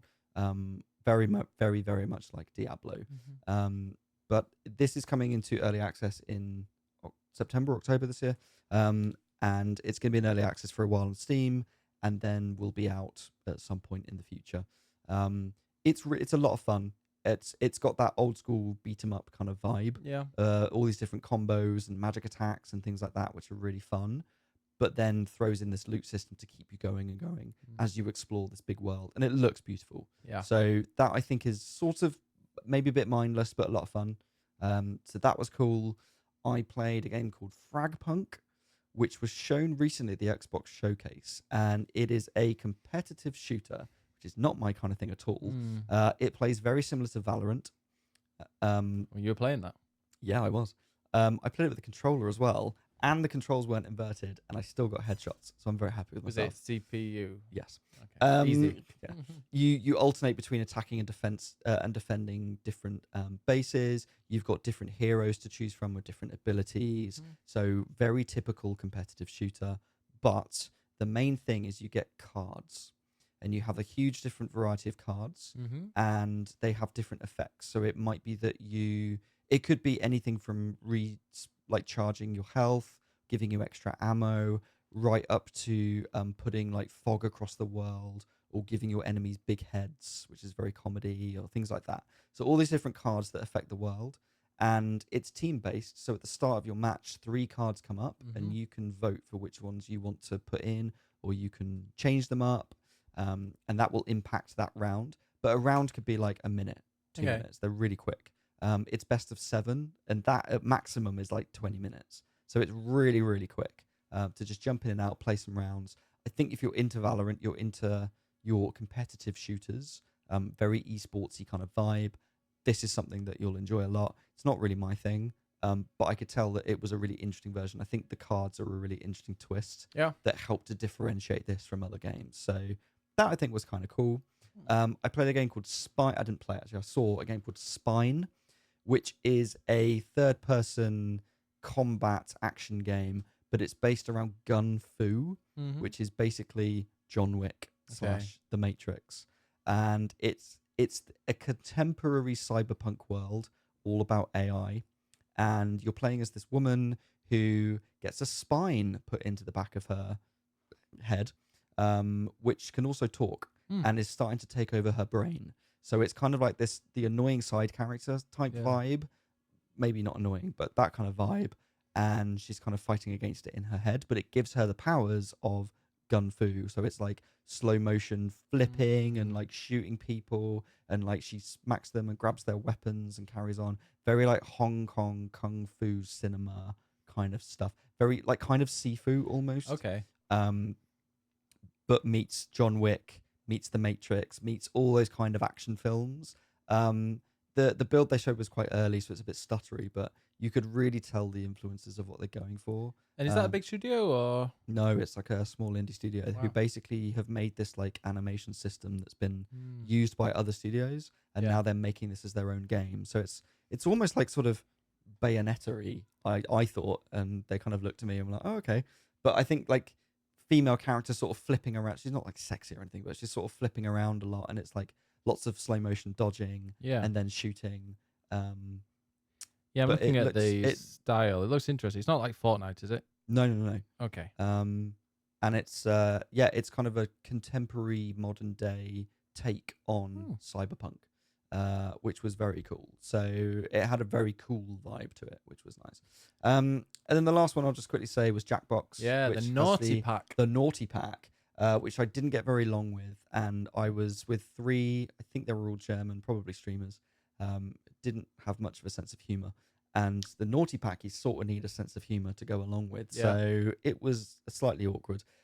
What I will say is that I asked about Twitch streaming, and they said that they have sent this to Twitch. Twitch have played it, and they have said that there is nothing inherently against Twitch's guidelines in the game. So it's basically Jackbox, but naughty versions of it with more swearing, more sexual elements, stuff like that. But there's nothing in it that's against Twitch guidelines. But there's obviously a lot of moderation in it. So if you are playing it on stream, then you can moderate it yourself. It would be good, if like when the game does come out, that Twitch is like, hey, this is like how far you can go, and this is how far, like, obviously sexual content is in games, and there's this, it talks about sexual fantasies and stuff. Like, at what point can those answers break TOS? It's like, so, and that's down to they're basically, and that's down to the streamer and the audience as to what they want to do. Yeah, hopefully Twitch will reaffirm the guidelines, because it'd be really cool to play. I'd love that. I think it'd be very funny. I think we'd all learn about each other a lot. Yeah. So I think that would be a cool game to stream. But I'm also like, well, where's the line to, I don't want to get banned. Yeah, exactly. Cool, very interesting. Well, I've just played I played a few more. I played Civilization 7. Now, I've not played Civilization since 5, but I got a nice hands-on with Civ 7. I say nice hands-on, it was about 20 minutes. So what can you do in a game of Civilization in 20 minutes? But apparently this time around, that it's different is that it's in 3 different ages. So it's like the age of discovery, the age of... I can't remember the different ages, in fact. I wonder if... Do you want me to look it up? No, because I'll find it. Civ 7, 3, it's like ages. Yeah, the 3... Oh no, Civ 3 ages. Let me go and pause 1 sec. Yes, I found it. Thank you very much to Polygon. So yeah, they've made a big change, a profound change to it by the introduction of ages. So the campaigns occur across 3 distinct ages. They have antiquity, exploration, and modern.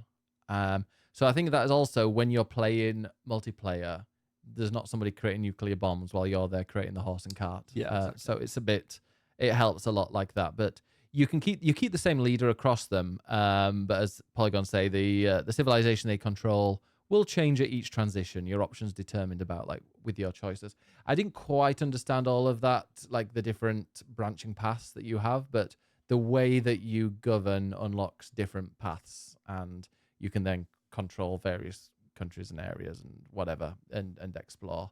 So yeah, I played it literally for about 20 minutes. It felt so addictive. Like, I was starting to play it. I'm like, I could quite easily sit here for 8 hours and play this. And, it's got these various turns. It looks gorgeous.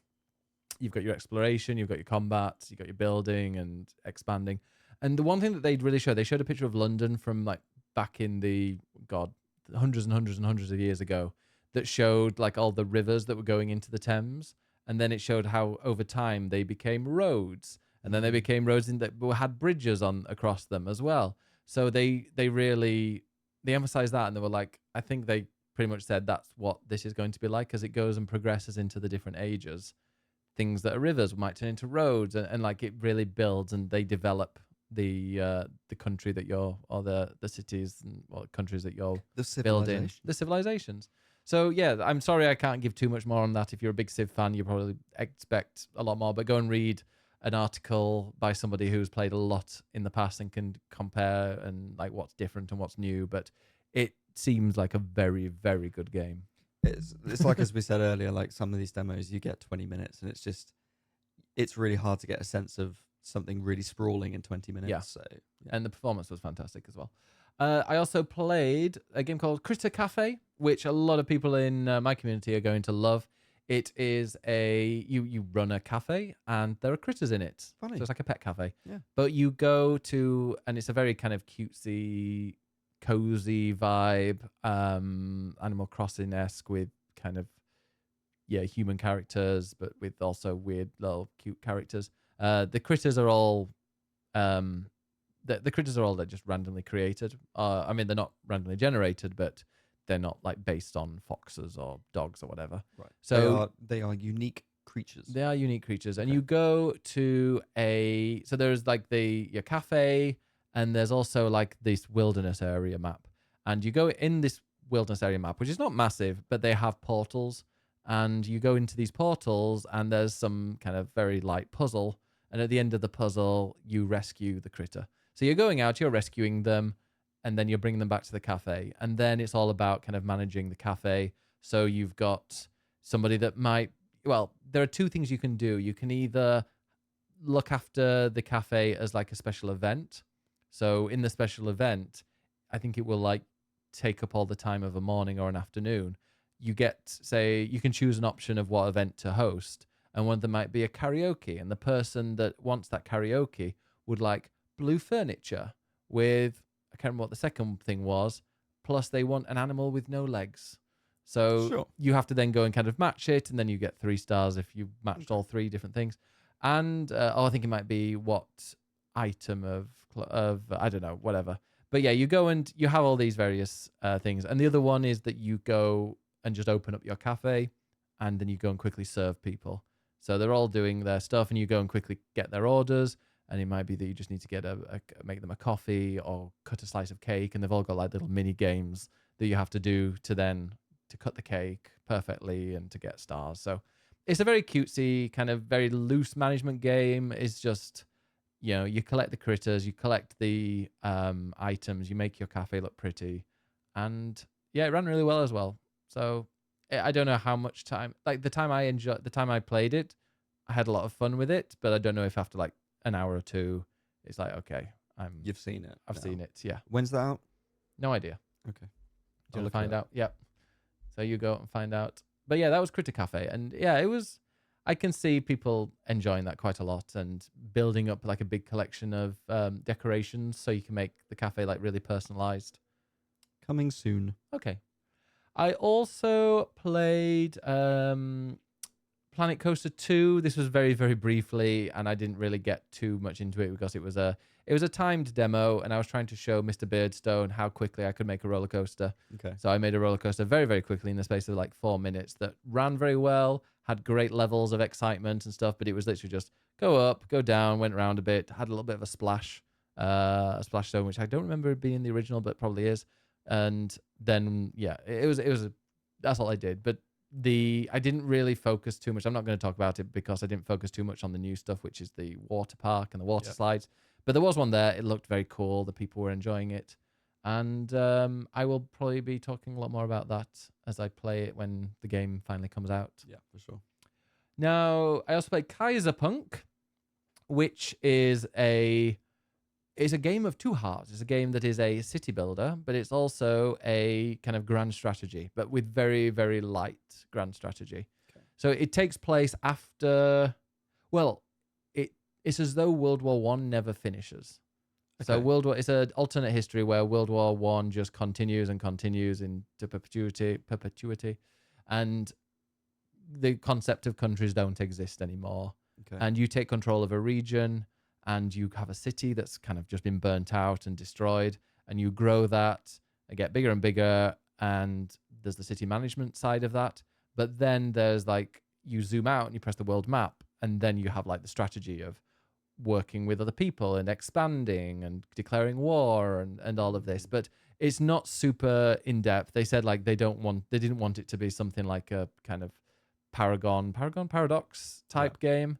So there's not too much of that, and you do have to do both of them, but it seems like quite an interesting story that you make as you play the game. Yeah. So I generally liked it. It was weird because you could technically take over the world because it's a world map, but they don't have the names of countries. I think they just have the names of the regions or whatever. Okay. So you start off in regions, and yeah, countries technically don't exist. But you choose like your heritage. So you could actually choose to bring Germany back during the war and take over the whole world, or yeah, you can completely choose what to do. But it's weird because you only control one city, even though if you take over the world, it's still a city builder based on one city. Okay. So you have to kind of suspend your disbelief, suspend your realism a little bit. Okay. But no, it seemed really fun. The people, they were Croatian, and they seemed really passionate about it. And this is the game that they've always wanted to make. Like, I think they've made previous ones that gave them a bit of a budget. And then this is the big one that they've been working on a lot. And it's coming out. He told me, apparently, like nowadays, people think when something comes out in early access, they expect quite a lot from a game and like it to be polished, even though it's early access. And maybe they didn't 5 years ago, but now they do. So he's thinking of bringing it out in early access next year or they're thinking of bringing out in early access next year. Very, very either like almost complete, or they might just release it as 1.0. So yeah, that's coming out, and it's very very much like a steampunky kind of. Well, I've realised the grim. name. It's like Frostpunk, Yes, but Kaiserpunk. yeah, Because it's German.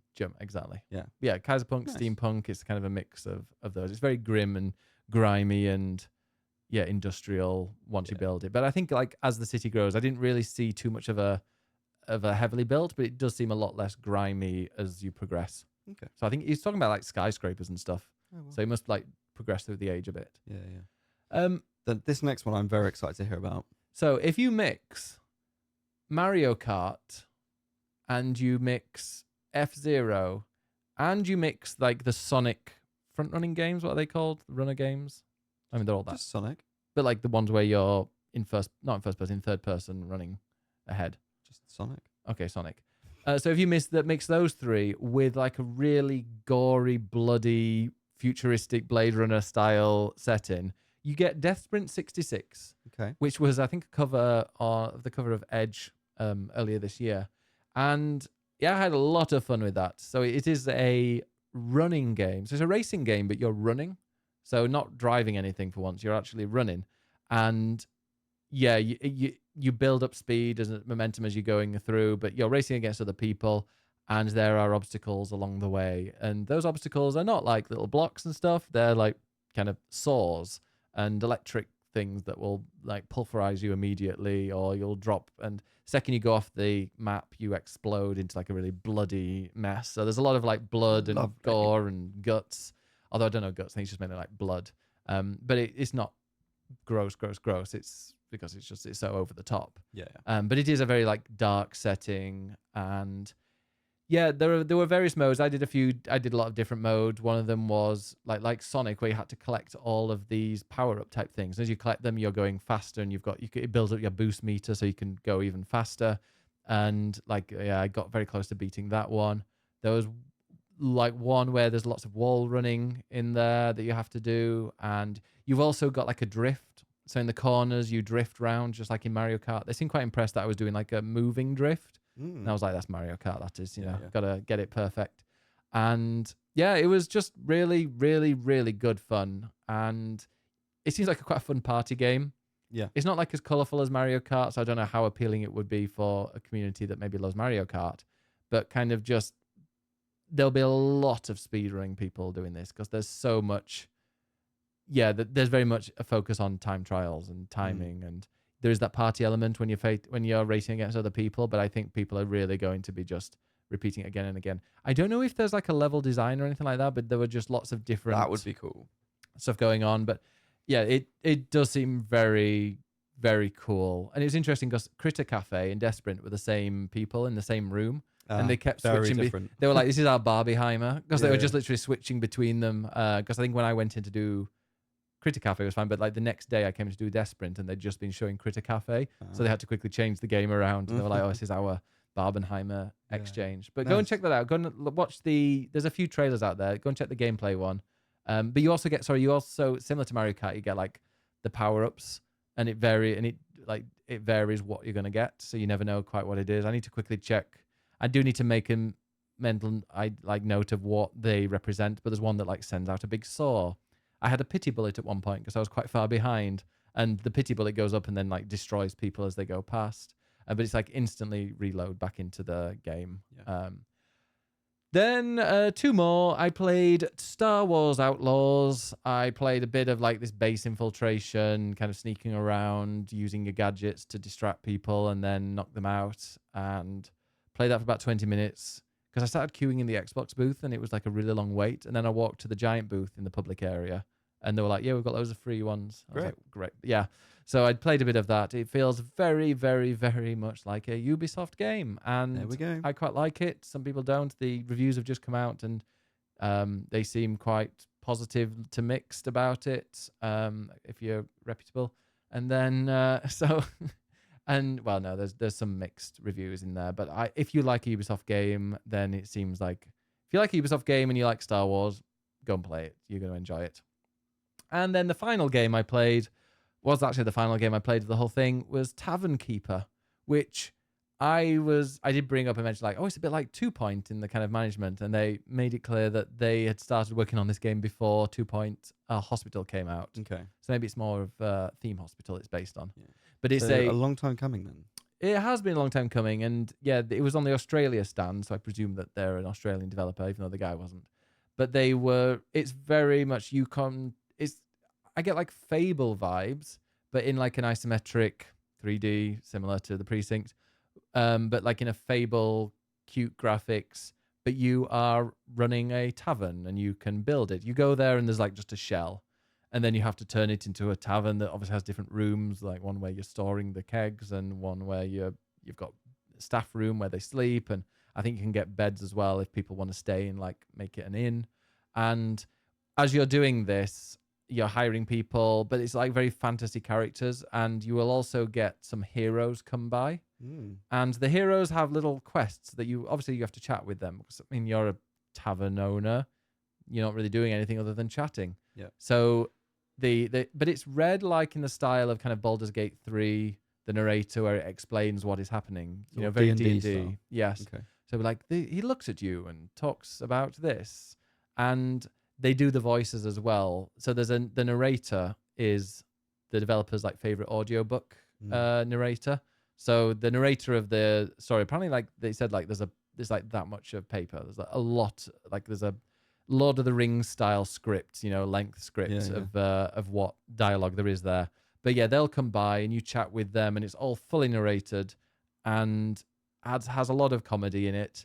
And then so they'll come by and you can kind of chat to them, and then you resolve, and then they finish happy, or maybe not. But yeah, the tutorial was quite funny. At the end, it was like, okay, that's the end of the tutorial. Do you want to blow up the pub? And I was like, yeah. So I clicked it, and it just like blew up. But I mean, if that sounds like your kind of thing, go and download the demo, because there's a demo available right now on Steam, and I think it's the same one that I played. Okay. Did I race through that enough? That was pretty great. I'm desperate for a piss, but yes. Oh, is that why you were rocking? But yeah, so that was our Gamescom special podcast, which we're going to put up very soon, actually. Nice. Do you want to do a top 3? My top 3 personally is Tavern Keeper.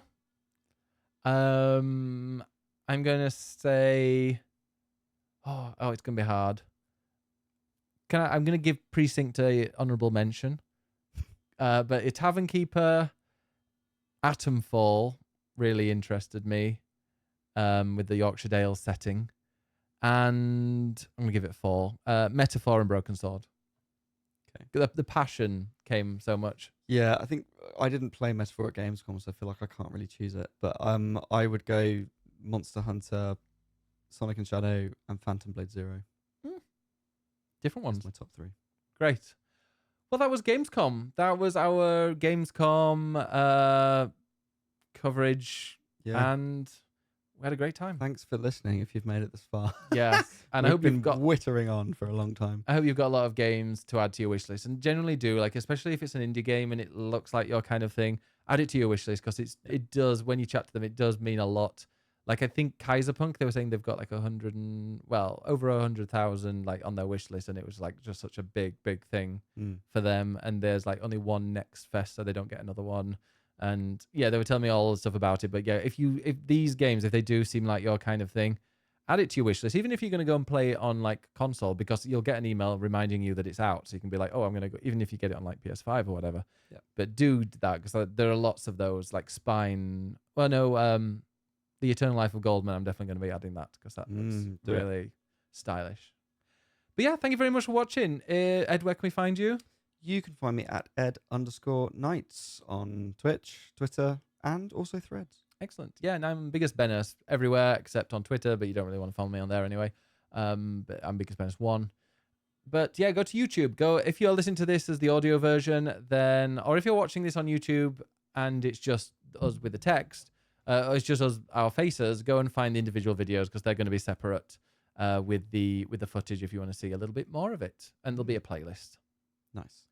Thank you very much for watching. Next week, we will be back with our regular episode. We're going to be talking about Dawn Trail and another game that you're about to start. And I'll probably be talking a lot about Star Wars Outlaws, because that's coming out tomorrow. Mm. Well, exciting. Yeah, with early access. But until then, have a lovely week. Look after yourselves. Thanks for watching. Bye. Bye.